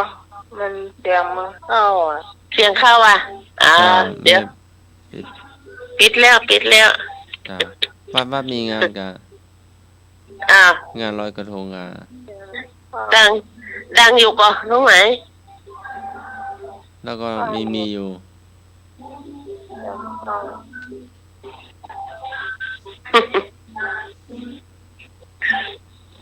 มันอยู่ใก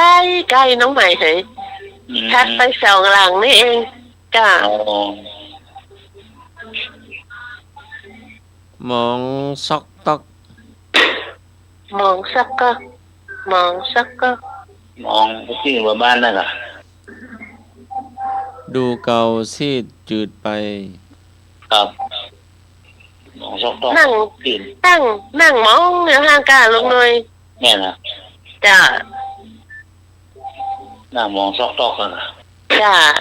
อย่างเงี้ยยายดีวันนี้เอาอย่ามากินอย่า จ้ะ ไปบ่ได้อะแข่งก็เป็นตูมเนี่ย มันได้กินข้าวก็นั่งมองเจ้าก็เกี่ยน่ะเนาะจ้ะ เข้าก็เป็นตูมเนี่ยไปบ่ได้ นี่ฝนตกที่พรบ้าน โอ้จ้ะ เนาะ วันนี้ปลาเศร้าบ่ตกจ้ะ โอ้ ก็ ถ้า ไม่ ตกนี่เรียบร้อยนะโดนตีหรอก จ้ะเรียบร้อยอะ อืม จ้ะ ฟังเขาอู้เขาเจ้าฝนจ้ะ จ้ะ วันนี้ฝนตกนักเลยนะมันเรียก ดู นะเอาสองแล้วยังก็บ่มีกิน มันมีผักกาดอยู่ มีมาม่าอยู่แต่วางเมาส์ใส่ไหน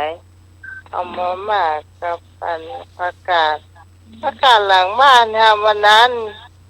ยังมี2 ใบอยู่เลยวันนี้วันที่9ทอกซาได้แล้วบ่ โอ้บอยเนาะมันใหญ่บอยน้องไหม แม่เอามาให้กำหนึ่งก็เอามาใส่มาม่าเลยจักก็ดีอ่ะ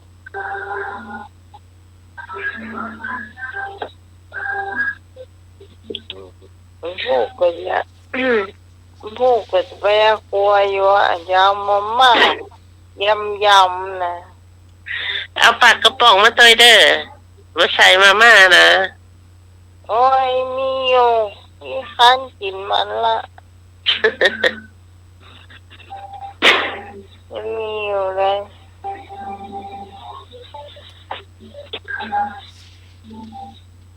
ยังเหลือแฮม เกิงหนึ่งก่อน เอามาเกิงนะห้ามเกิง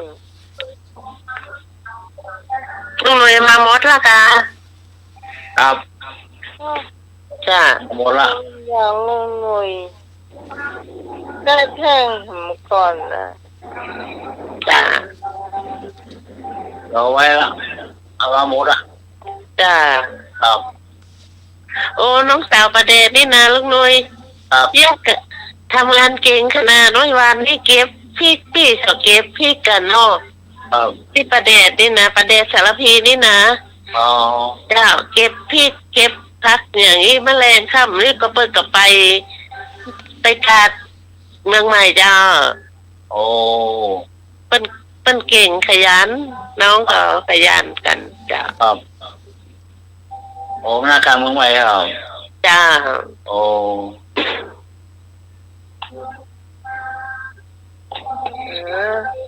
ที่น้องว่าเป็นเสียงใหม่นะคะ จ้า มันได้ยินเสียงเสือ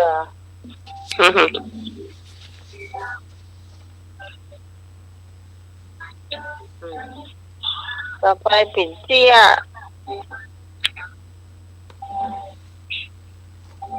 อาจารย์สมัครมีเสียกับเจ้า เจ้าทำไมบอก จะไปไหนก็ตั้งนะโมสามจบตุสะนะโสนะโมพุทธายะตุสะนะโสนะโมพุทธายะตุสะนะโสนะโมพุทธายะ จำดีเนาะ ตุตา ตุตะนะโม พุทธายะ แปลว่าอย่างเนาะกรรมพระเจ้าเนาะ จ้าแต่พี่พรก็มีเสียเหมือนกัน วันนี้เนาะ ครับ เจ้าเสียมีในทานคนหนึ่งเนาะเอาใส่แฮวไว้สังเอิญวันนั้นมีกระต่ายมาติดแฮวไว้นะเจ้าติดแฮวมาก็บ่ออกละลูกเจ้ามาในทานก็ฟังไปที่แฮวที่วางแฮววางแฮวนั่นเห็นกระต่ายติดแฮวดีใจ เลยความดีใจก็กำมีดกระเตยเนาะ ครับ แล้วก็ลำไปลำมาวันนี้เสร็จค่าแน่เกรงอย่างอีเกนะก็อย่างเล่นอย่างอีเกน่ะเอามีดไปชาร์จไปตั้งแถวฮะเนาะ ครับ ซื่อกระตาย ลำไปเกรงวันนี้ข้าจะได้กินลาบก็ตายแล้วเอี่ยอะลำไปลำมาเสียปลายดาบผมไปฟัดใส่เชือกเตียนกระต่ายตีแถวนะกระต่ายมันได้โอกาสกระต่ายมันก็ล่นเข้าฝ่าเซ็ตไปเรียบร้อย โอ้นายพรานมันก็อดได้กินกระต่ายให้ได้กระห้องอยู่ห้านนะจ๊ะนี่เลยสวดโอกาสเนาะ ครับ ฟังรีบเอาเนาะจะก็เต้นลำด้วยความดีใจเนี่ย ฟ้อนเจอหาเนาะ จ้า นี่มั่มแล้วก็ไม่หรอก จ้า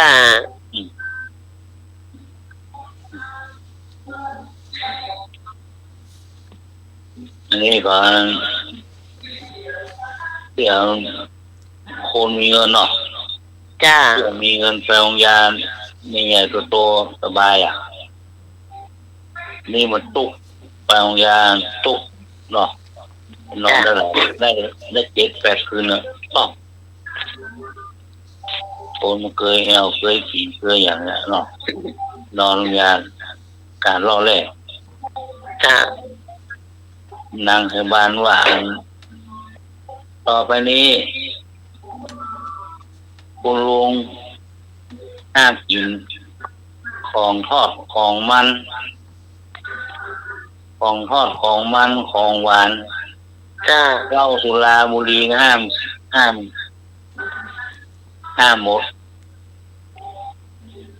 เนี่ยของกินข ของกินจืดๆไม่กินของดีไม่ได้ละเพิ่นห้ามหมอห้ามเลย จ้า ผมเป็นโรคอย่างครับคนป่วยนะ มีลุงเป็นโรคเงินรายได้น้อย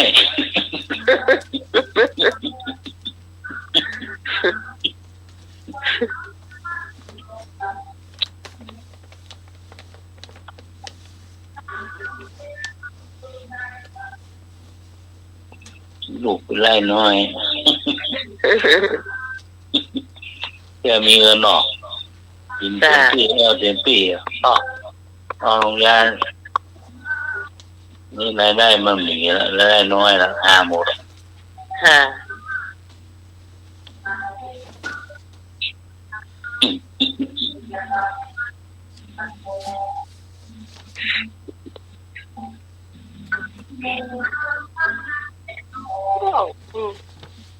มีรายได้น้อยโลกทับอย่างนะ โรคตับจางเนาะ ครับจ้ะ อ๋อ ถ้าคนบอกเกาห้องถังแตก นี่หรอคนก่อนถังแตก จ้า ตกเป็นเรื่องรายได้น้อยก่อนเคยกินก็ยังดีเนาะ จ้า ขับรถอเมริกาเรือนทองแหวนเพชรก็น้ำหอมจุ้งเข้าทางแตกอันนี้ล่ะ จ้า ไปผมพ่อคอยนอนยาวตู้คนอยากหมด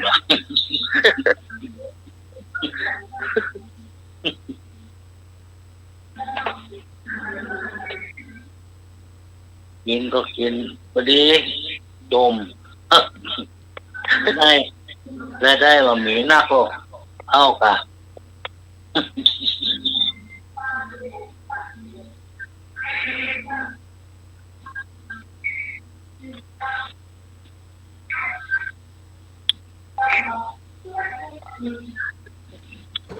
แฮมแล้ว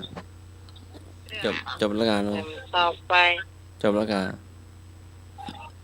เรื่องอย่างต่อไป ลุงจบแล้วเนาะ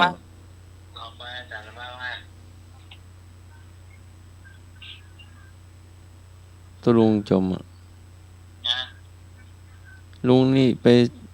ให้ไปซื้อแคบไข่10,000 บาทแคบไข่ไปจะได้ไหม หนั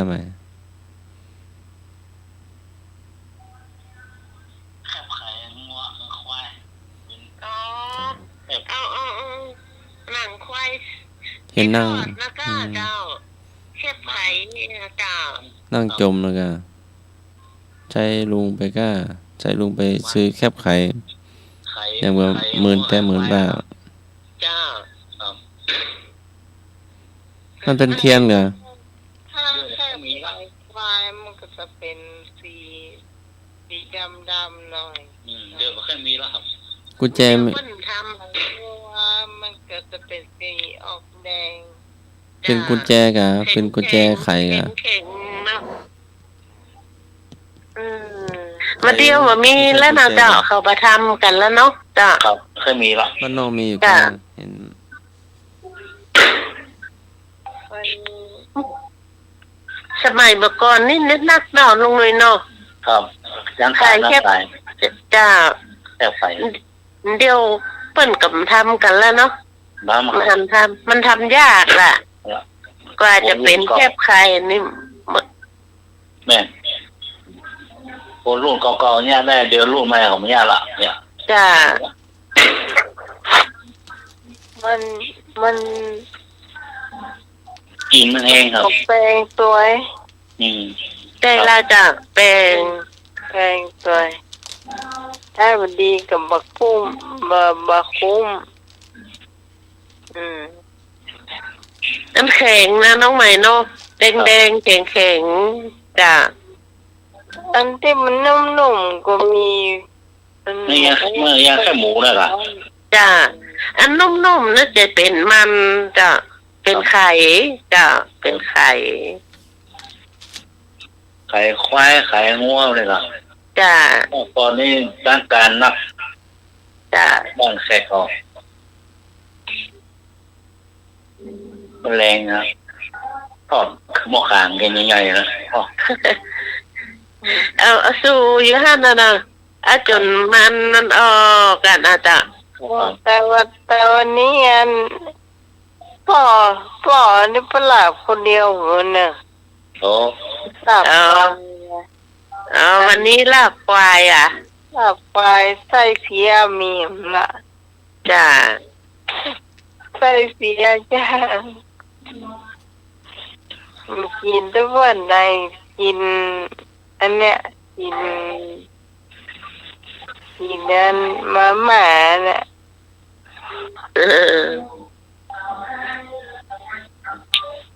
เอากลับอันนั้นน้องไหมสักลิบไหมเผาซอยกับลาบควาย มากินนะจ้ะแม่ก็ให้ได้ยาเพราะแม่ก็ได้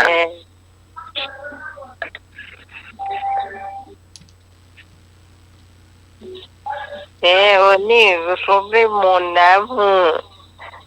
จ้ะ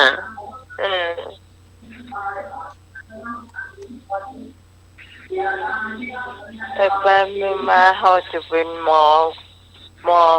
คน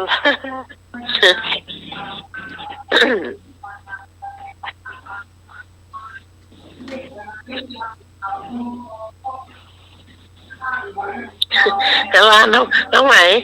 ถ้าว่าเปิ้นมาฮื้อนี่ตีกองก็บ่ได้เดี๋ยวนี้บ่โทษดังเลยตีกองก็น่ะคนจริงเปิ้นได้จ้ะครูบาว่ากับแม่หามาแม่ก็ยังมาตีเสียถ้าผมมุดทุกตะวันไปถามให้วันเปิดมาบิณฑบาตหรอจากอย่างสมมติว่าแต่ว่าเขาไปตามวัดแล้วอีเนาะจ้ะตามวัดแล้วเราก็ให้วันเปิดมาบิณฑบาตจ้ะมาบิณฑบาตเติมผู้มีนะก็เปิดจัดเหมือนกันนะจ้ะว่าแม่เขานี่ถ้าว่าเสียงกากองยังไปต่อยนี่ขึ้นไป30,000 ปลายแล้วเนาะจ้ะเขาหาเพิ่นมาแล้วก็ต้องมีน้ำใจให้เพิ่นแต่ถึงเพิ่นมาห้องเราก็จ้างแต่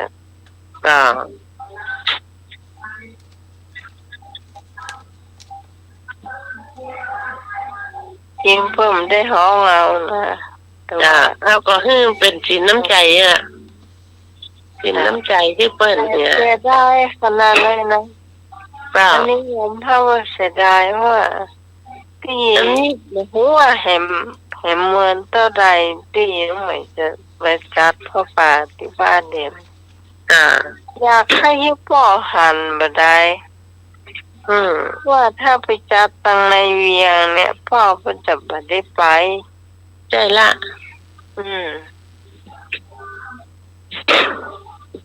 ถ้าที่เหตุก็จัดม่วนนะน้องไหมม่วนนั้นนะครูบาอุตส่าห์บอกกับแม่ก็หามาแล้วก็มาหันเป็นหยังเลยจ้ะแม่เข้าวัดมันได้เมินเลยจ้ะ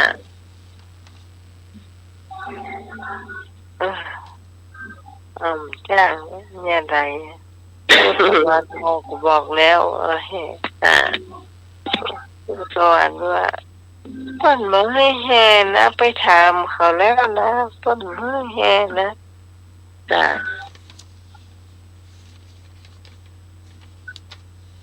เลยได้แห่สักครั้งคนตานั้นเงียบขนาดมันเงียบกันจนนั้นเงียบจ้ะคือไปอย่างได้อย่างเบาเนาะจ้ะเงียบลำไปแต่ ถ้าตีกลองมองเข้าไปนี่มันม่วนน่ะอันเป็นเส้นมันตายดีหรอจ้า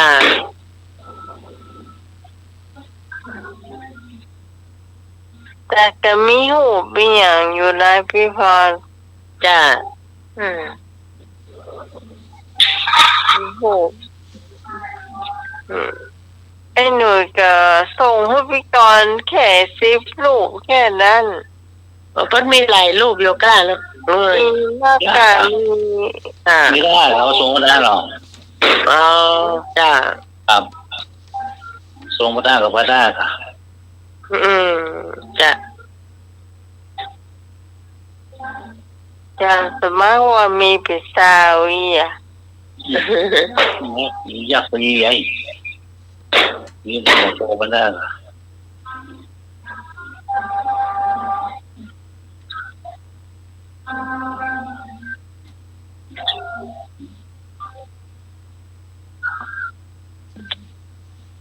ขางอย่าง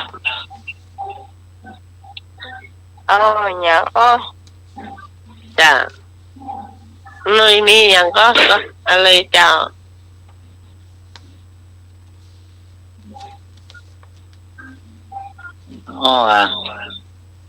จ้ะ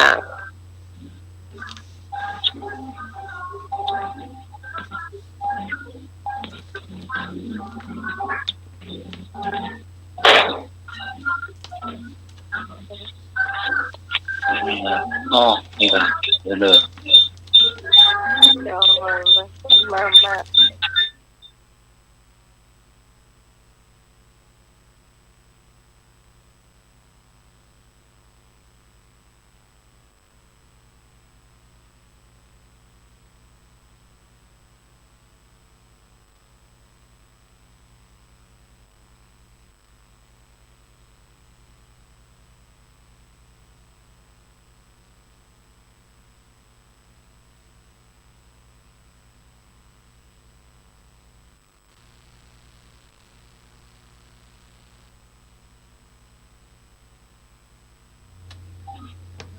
อย่างปลาอะไรน่ากลัวครับอะไรน่ากลัว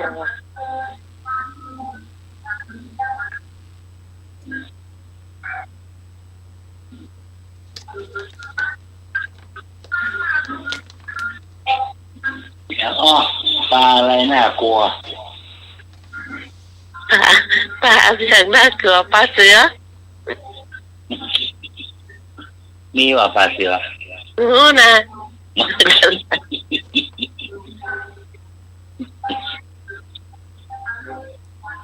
ปลาอะไรน่ากลัวปลาระเบิดแน่นอนถูกต้ม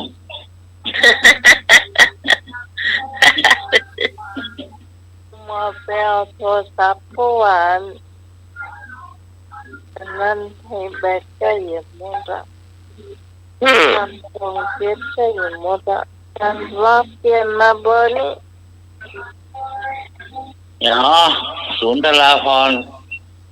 แต่สูตรสีอะไรสีไวโอลินถูกต้องสีไวโอลินจะสมัครเปลี่ยนเบอร์06547363338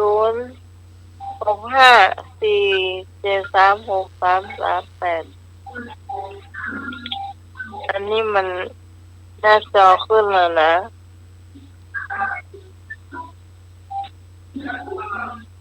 หน้าจอขึ้น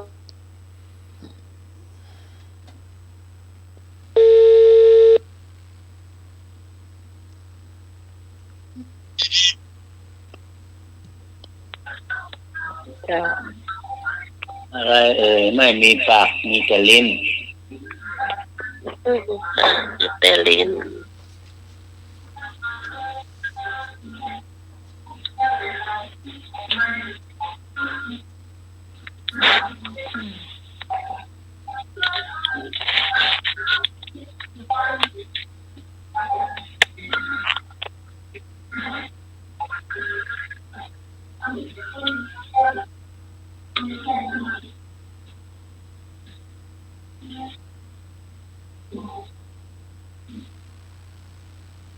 ไม่มีปากมีแต่ลิ้น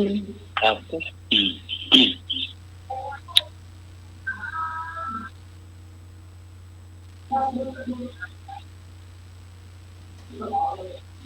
ไม่เลยมีอ้อไม่มีปากมีแต่ลิ้น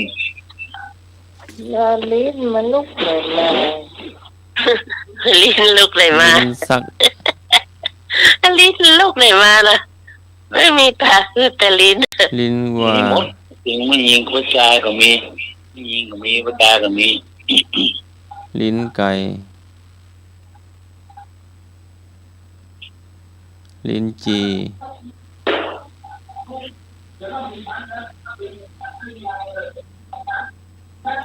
ลิ้นปีใจ ปีมันหลอกมาหลอกอันนี่มันหลอก เออ หลอกไปหลอกมาแกล้งไปแกล้งมานะ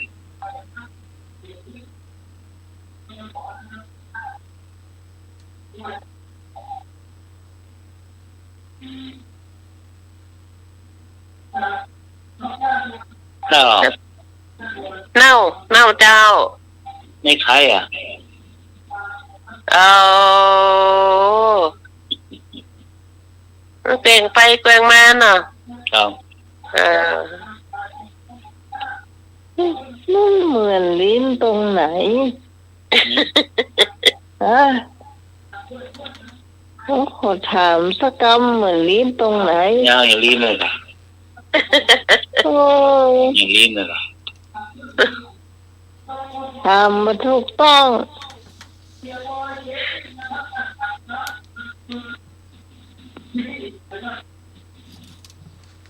ในพอเนาะ เจ้าว่าคือถึงไหนที่ไหนก็ว่าแล้วจะมีปากจะมีแต่ลิ้น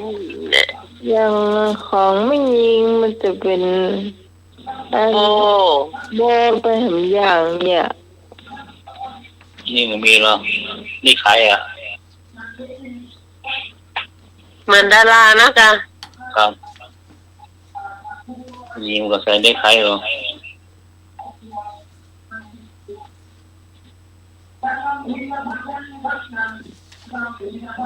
อะไรอ๋อตัวอยู่ในป่าหูอยู่ที่คนหูอยู่ที่คน ตัวอยู่ในป่าหูอยู่ที่คน อยู่ที่คน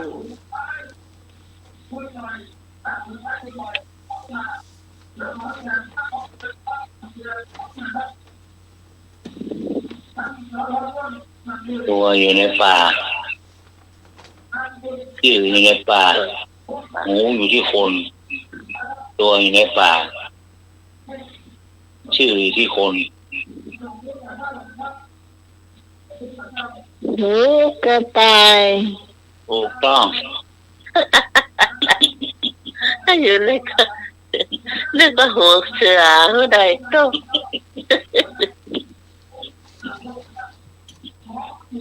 หูอยู่ที่คนกับหูกระต่าย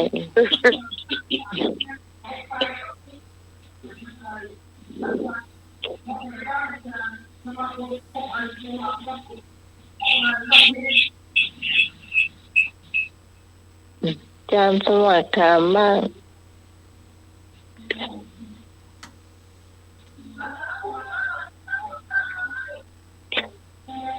คนอะไรมีสองตา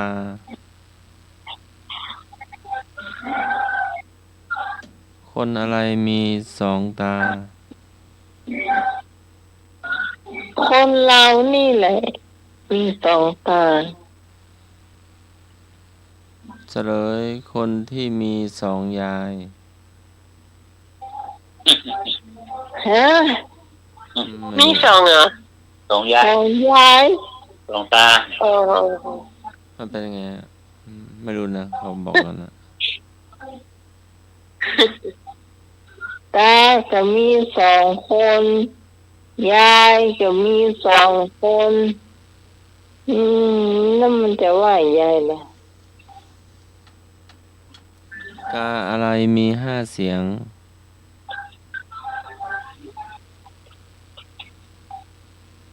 ก กาอะไรแม่เสียงอ่ะ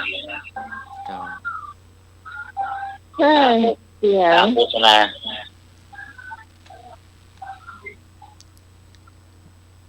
ก ากาก าครับ กาก ากากากา เจ้านั่น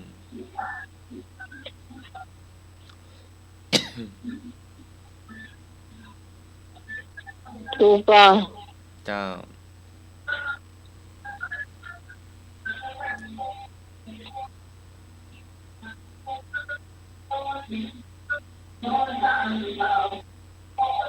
กาอะไรกินน้ำไม่หมด กาต้มน้ หาต้มน้ำนี่กะ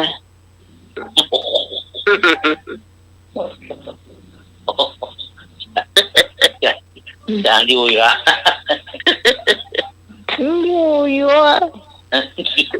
แต่ก็กินก็ยังได้อยู่อะยังฮอตอยู่นะ ำ อืม โรงเรียนอะไรอยู่กลางถนน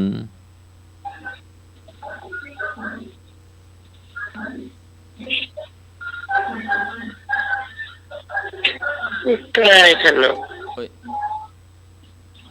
โรงเรียนไหนอยู่ใกล้ถนนนี่ล่ะ เจ้า ใกล้ถนน กลางอ่ะว่ากลางว่าไก่ กลางถนน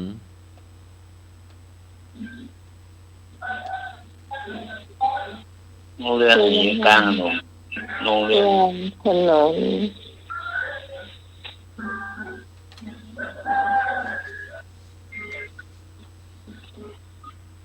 รอเรือใช่ค่ะ โรงเรียนลดความเร็ววงเล็บป้ายจราจร เออ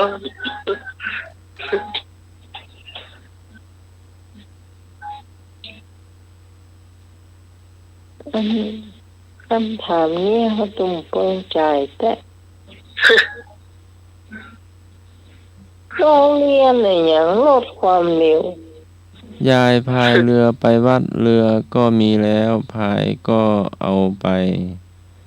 ยายขาดอะไรถึงไปไม่ถึงวัด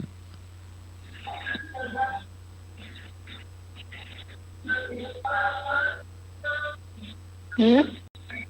ยายพายเรือไปวัดเรือก็มีแล้วพายก็เอาไป ยายขาดอะไรถึงไปไม่ถึงวัด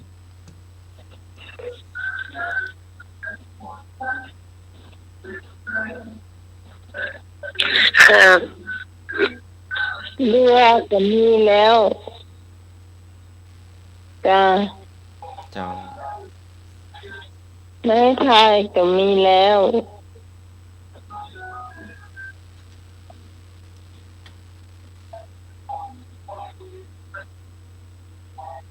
ยายแล้วยายขาดอะไรอ่ะ เฉลยยายขาดใจ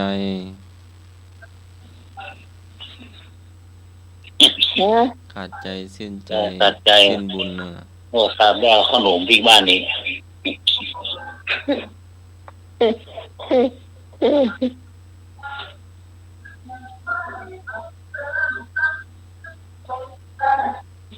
ทำไมฝนจึงตก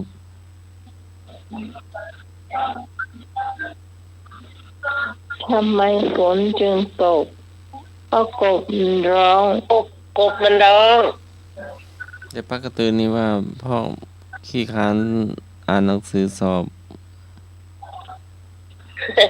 ก็เลยสอบตก โอ้คนชื่อฝนเหรอ เออ เพราะฝนตกเพราะฝนไม่มาสอบ หรือ อืม เมาเล่นเกมเมาไม่อ่านหนังสือเนอะ มาเล่นเกม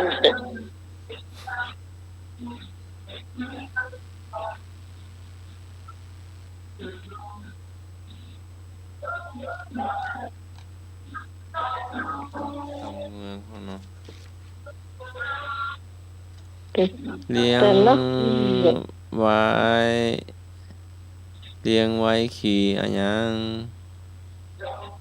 หืม เลี้ยงไว้ขี่ สมัยยังไม่มีรถไม่มี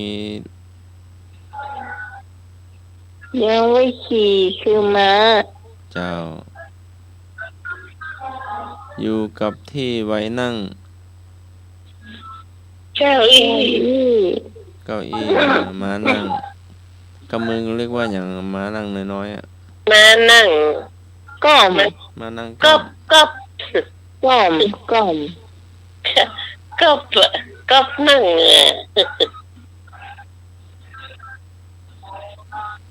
อันน้อยๆนะ จ้า มันนั่ง บินมาเหมือนนก มืออมมือกุมอกนกก็บาใจ ค้างคาว ขีดแมงดา ฮะ แมงดา แมงดาว่ะ บินมาเหมือนนก มือกุมอกนกก็บาใจ แมงดา อ้าวลุงถามบ้าง ท่านผู้ฟังถามบ้างเด้อ แล้วปิ้งเราหมดแล้วก็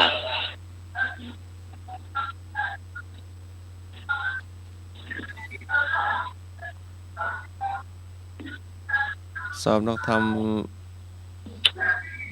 วัดไฟหินก็มีหลวงพ่ออยู่รูปเดียวเนาะหลวงพ่อก็ไปเข้ากรรมปฏิบัติธรรมเนาะเน้นนัดก็สอบผ่านแล้ว เน้นแดงก็สอบผ่านแล้วเนาะแต่เน้นกระแตศึกไปยาการเที่ยวรถบัสเนาะเที่ยวรถบัสทำความสะอาดรถบัส ที่ไหน ในในตัวเมืองนี่มั้งก็ใครยาการเนาะแต่ก็ว่าเรียนก่อนเนาะ เพราะอัน ยา นั้น การ มา แล้วก็ ถึง ให้น้องได้เรียนเนาะที่เสียสละบอกงั้นนะ มันก็จะเป็นอย่างนั้นน่ะเหมือนสมัยก่อนนี่อายุไล่เรียกกันน่ะก็ต้องสละให้น้องเรียน แล้วก็เสียสละพี่เสียสละให้น้องเรียนเนาะ ใช่ บอกงั้นนะเราได้จำเป็นได้ศึกไป คือถ้าอายุไล่เรียกกันมันจะเป็นแบบนั้น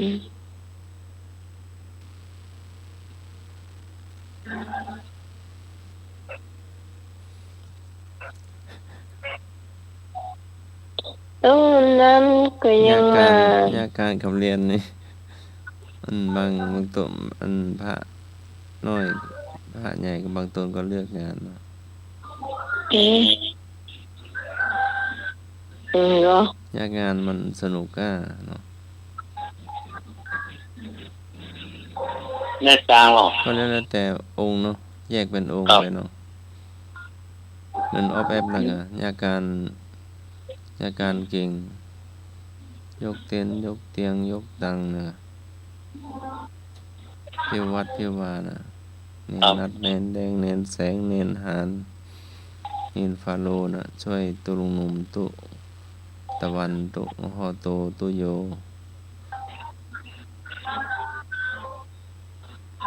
เดือดร้อน โด เนาะ ยังน้อย ที่ อยู่ เติ นะ มตังค์ส่งเงินส่งทองให้แม่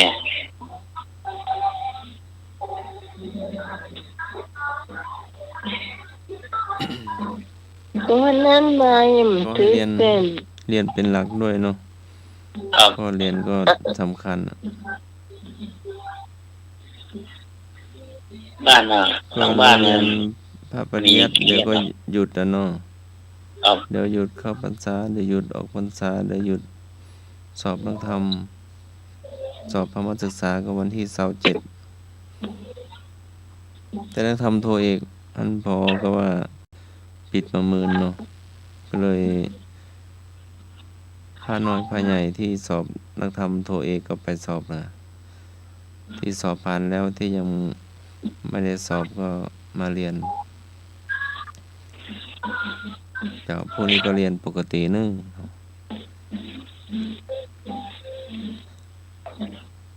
กินในขี้นอกบ่บอกบ่รู้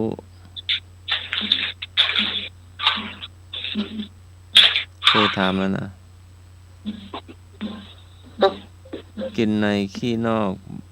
บ่บอกบ่ฮู้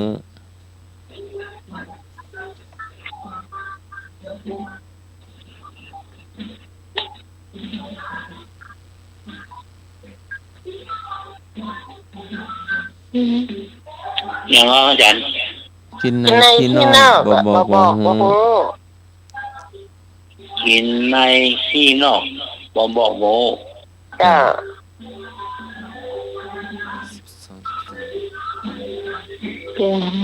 คงได้เหรอ หมดเฉลยหมดพวกนี้ก็วันสุดท้ายเนาะสอบนักธรรมตัวเอง อ๋อ ก็จะไปส่งวันที่11 12 13เนาะ ครับ ส่งที่วัดในกรุงเทพเนาะส่งแม่กองนักธรรมบ้างส่งวัดที่เพื่อนให้ไปส่งเนาะวัดใหญ่อยู่เนาะ ครั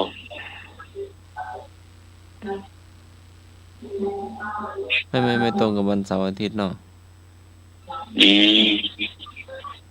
พวกนี้ก็จะรับข้อสอบกันหลังจากไปเยี่ยมสนามสอบเนาะน่าจะไปพรุ่งนี้ถ้าจำไม่ผิดนะสนามสอบวัด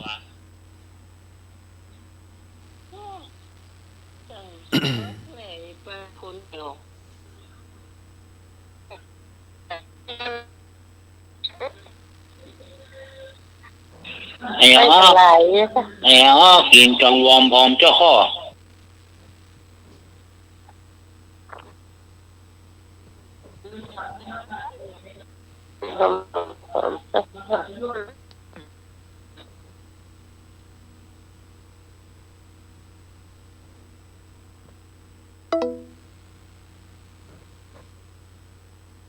สายรูปแบบเนาะ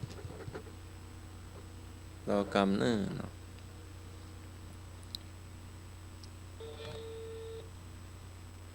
พรุ่งนี้วันที่10 พฤศจิกายนวัดวิเวกวนารามพิธีเปิดอำเภอสันทรายนะสมัยเนาะ จ้า เจ้ารอแม่พรกับลุงหน่วยกรรมเขาก็จะมารอรับ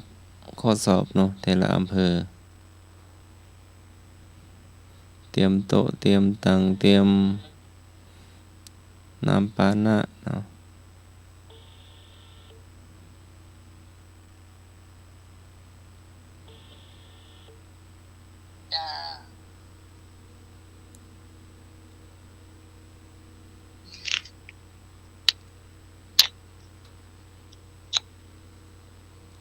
ลุงหน่วยเป็นยังไงไม่รู้โทรออกไม่ได้วะ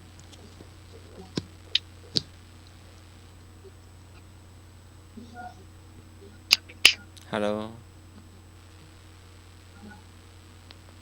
หลจ้า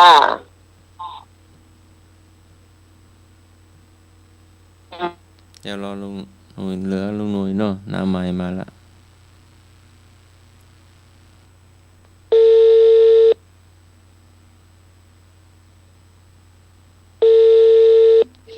อย่างมนุษย์ไฟฟ้าสีอะไรกินข้าวเหนียว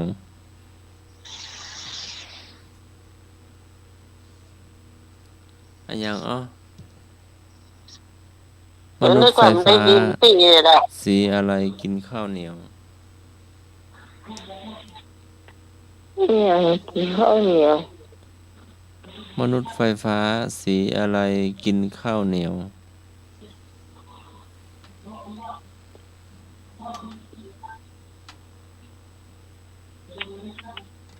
สีลงสี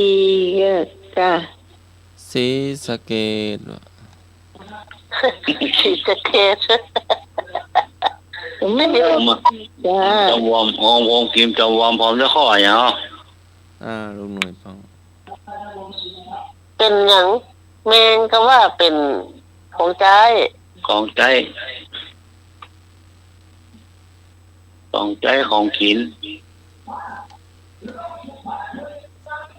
กินเลยตัวเอง แน่นอน เกี่ยวกับอยากหา หืม อยากหา เข้ามาใจ โอ้ยใจมา กินจะวอมพร้อมจะข้อ มันยาวอ่ะ ของกิน ยาวขายยาวกว่าพร้อมกินวอมผมจะขอ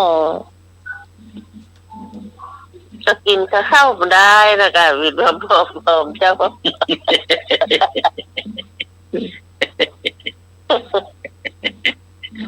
กินก็ไม่ได้กินเนาะ จ้า กินเขาทีมาข้ามเอ้ย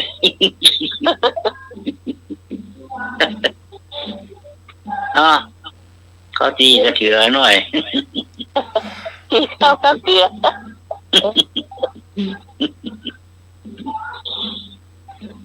ติดกลางบึก กินข้าวหลามวะกินข้าวหลามนะกะกินผมเจ้า ถูกต้อง มันสอบอยู่ได้ละ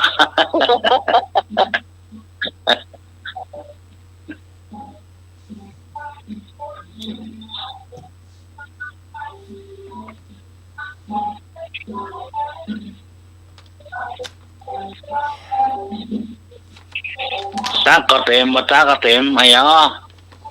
มาเปล่า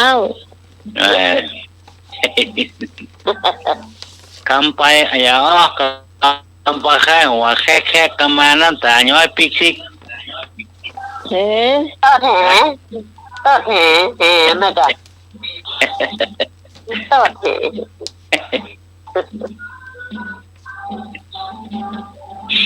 ไอ้ยังอ่ะคำไปห้อยตะโกนกล็อกคำย่างนี่ตุกไปตุกเงา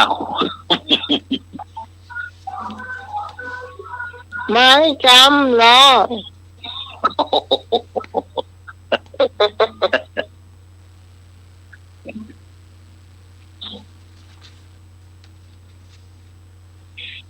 ไอ้ยังอ่ะนักร้องไม่ก่อนได้ไม่ร้องเพลงไม่ว่าได้ก่อนเนาะ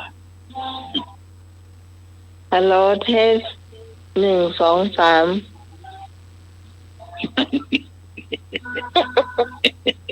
ก็เศร้าเสียงอะ นักร้องนะก่อนที่ไม่ร้องเพลงไม่ว่าได้ก่อน ฮัลโหลเทสฮัลโหลเทส1 ใช่ไม่ใช่ ก่อนไม่ร้องเพลงว่าได้ก่อนไอ้ยังอ่ะ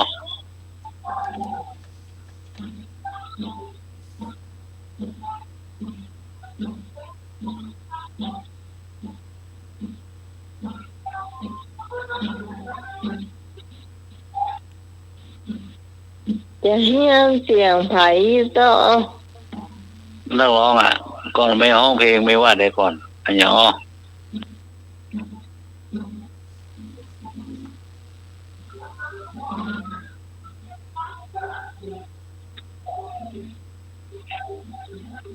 ก่อนมันจะ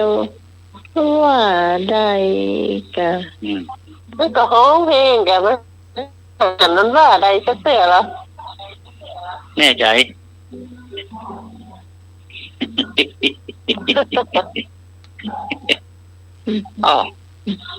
เชิญมาร้องเพลงหยอกเลย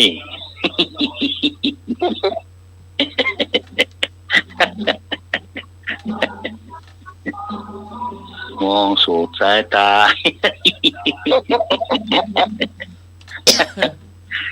จะเสียลายยืนอะไรหรอ เล่าแล้วกัน น่าเจ้า สวัสดีครับเนี่ยไม่มีไหนครับเนี่ยไหวอ่ะ โอ้ถ้าต้องหาไม่ไปนะแต่ว่าจะเห็นก็เลิก โอ้โหไม่ก่อนมามัดห้อยอะไรอ่ะนอนก่อนเนาะ ใช่วันนั้นถามมาหู้ไผ่กูฟ้อมเอา บางทีพระธรรมดาเราสีหน้าเบอร์พ่นประจัง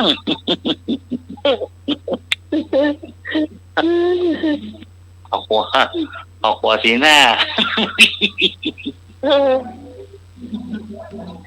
อย่างไงบ่ได้อยู่ที่ใจโอ้ยได้บ่ได้อยู่ที่ใจพอดีโดกะอยู่ที่ใจคนหลายแต่บางคนก็ปัดล่ะกะปัดไม่ล่ะกะ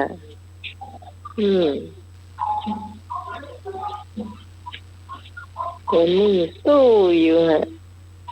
อยู่ห้องช่องมันไม่ว่าพระอาจารย์สมัครจะปันสินนะเห็นว่าดีโดเรียนดีโดปันใจนะ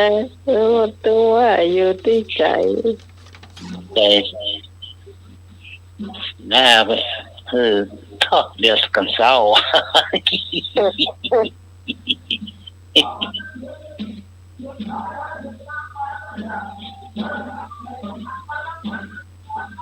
หน้าสีหน้าเดียวกันเศร้า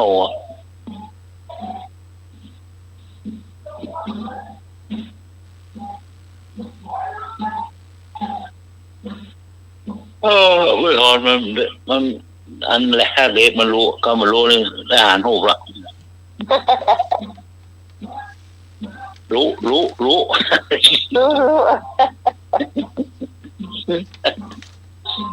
ตั้งเหตุการณ์นะเนาะ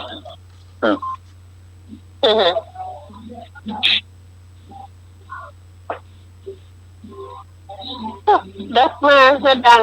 ซีแสดงครับคอมพิวเตอร์มีวันเดียวแล้วความสุขดังกันขนาดอาภาคุมเพื่อนแล้วนั่นแหละดอก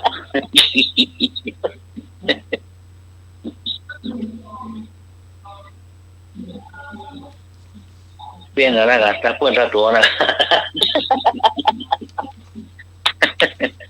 ตัวทำไมบุญฟ้าบ่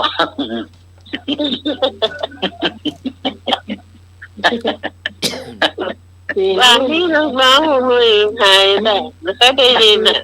ปีนี้ได้12 มกราแล้วมันได้ฮอเลยแม่รถบนบาราฟ้าบอกให้บอกมองนะแฟนๆทั้งหลาย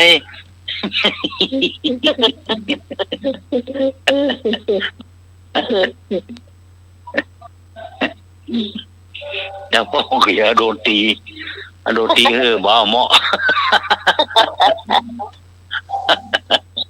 ขี่เพื่อโดนตีใส่ติ๊ก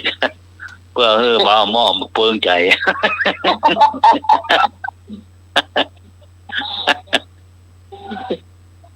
ครบเนี่ย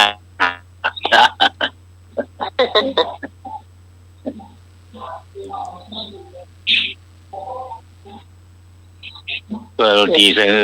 มาห่อหม้อมาเปิงหม้อ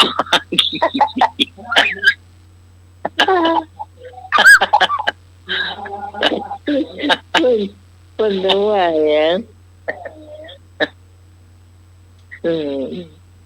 อย่างกำโบราณน่ะฟังมีโดนตีม่วนเปิดใส่สอบน้องหวยอะไรที่ดาสปอตไลท์ติวขาส่งเวทีดนตรีนะนับนี่มาเข้าในห้องพี่เบิร์ดล่าไก่ก่อนบ้านบนหัวมันจะหามี มีกับบ้านตะข้างสิ ทอนคอบ้านก่อนนอนอ่ะทอน จ้า คอของนางไฟไม่เวลาก่อนนอนอ่ะ ค่ะ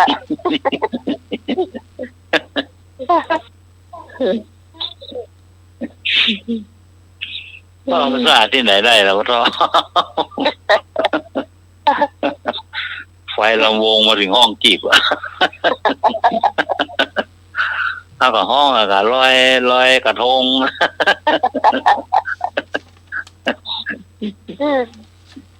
โอ้พ่อกาไม่กาน่ะมานอนรอตั้งแต่ตะวาละลงเลย ดู ใช่ป่ะโอ้เอาเต็นท์มากางนอนที่ศาลาขนาดอะเอาสมอน่ะจ้ะ จะลาในประสงค์เนาะ จะศาลาที่เปิ้นแนะหมู่อสมเขามีงานมีการเนี่ยเปิ้นก็ยัดท่านน่ะนะครับ เวทีนี่หน้าเวทีนี่เปิ้นจัดโต๊ะให้เรียบร้อยนั้นนั่งกันนั่นแหละเป็นแถวเป็นแนวนะครับ แม่กาก็อยู่โซนตะวันตกตามหัวมา เป็นแถวไงได้กว่า50 ล้านก่อนไปนี่พุทโธเหลืองานฤดูหนาวน้อยๆกันนะดอก เป็นแถวไปพกสตางค์มาจะกินอย่างมีมดก๋วยเตี๋ยวพัดปลาหมึกลูกจีนขนมเบื้องอย่างนะหลายอย่างเครื่องดื่มกันนะโอ้ซออ้อยควันกับมันโรยมาเหมือนขั้วนะให้มีเนาะโอ้ถึงอ้อยวันนั้นนั่นฉันสมังได้ฉันหรือยังอ้อยหมดแล้วก็ฉันแล้วหมดหรือยังฉันแล้วหมดละป่ะเที่ยงคืนแล้วก็ปีบ้านปะไปไหนจะมาลุ่นก็ไปก่อนกะโอ้ยป่ะดูพระครูใบดิกาเมื่อเลื่อไปเมื่อเลื่อมานะ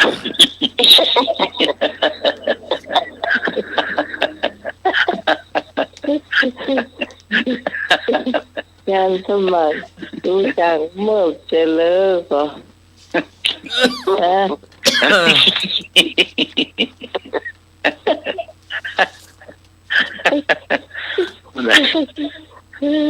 ปีนไปปีนมานะต้องใส่เตี้ยเสียงก็ให้ยาเนี่ยเด้อดักกันเราเสียงอ่ะครับ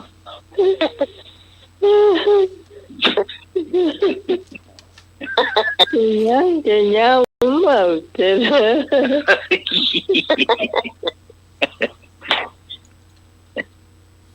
ด้เรื่องนะอาจารย์สมาให้รับไปแล้วก็รับโอกาสเมื่อเลื่อไปปีนไปมานะจ้ะ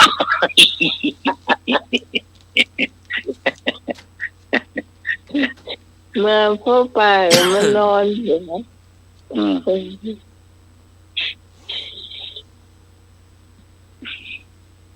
รีบมารับเขาโซฟาอะไรยกละกะ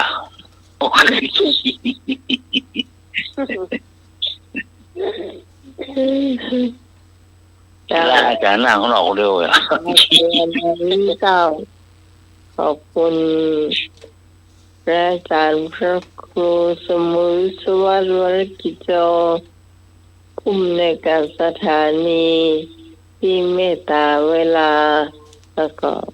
เรื่องกับทีมงานธรรมะไกลเกลี่ย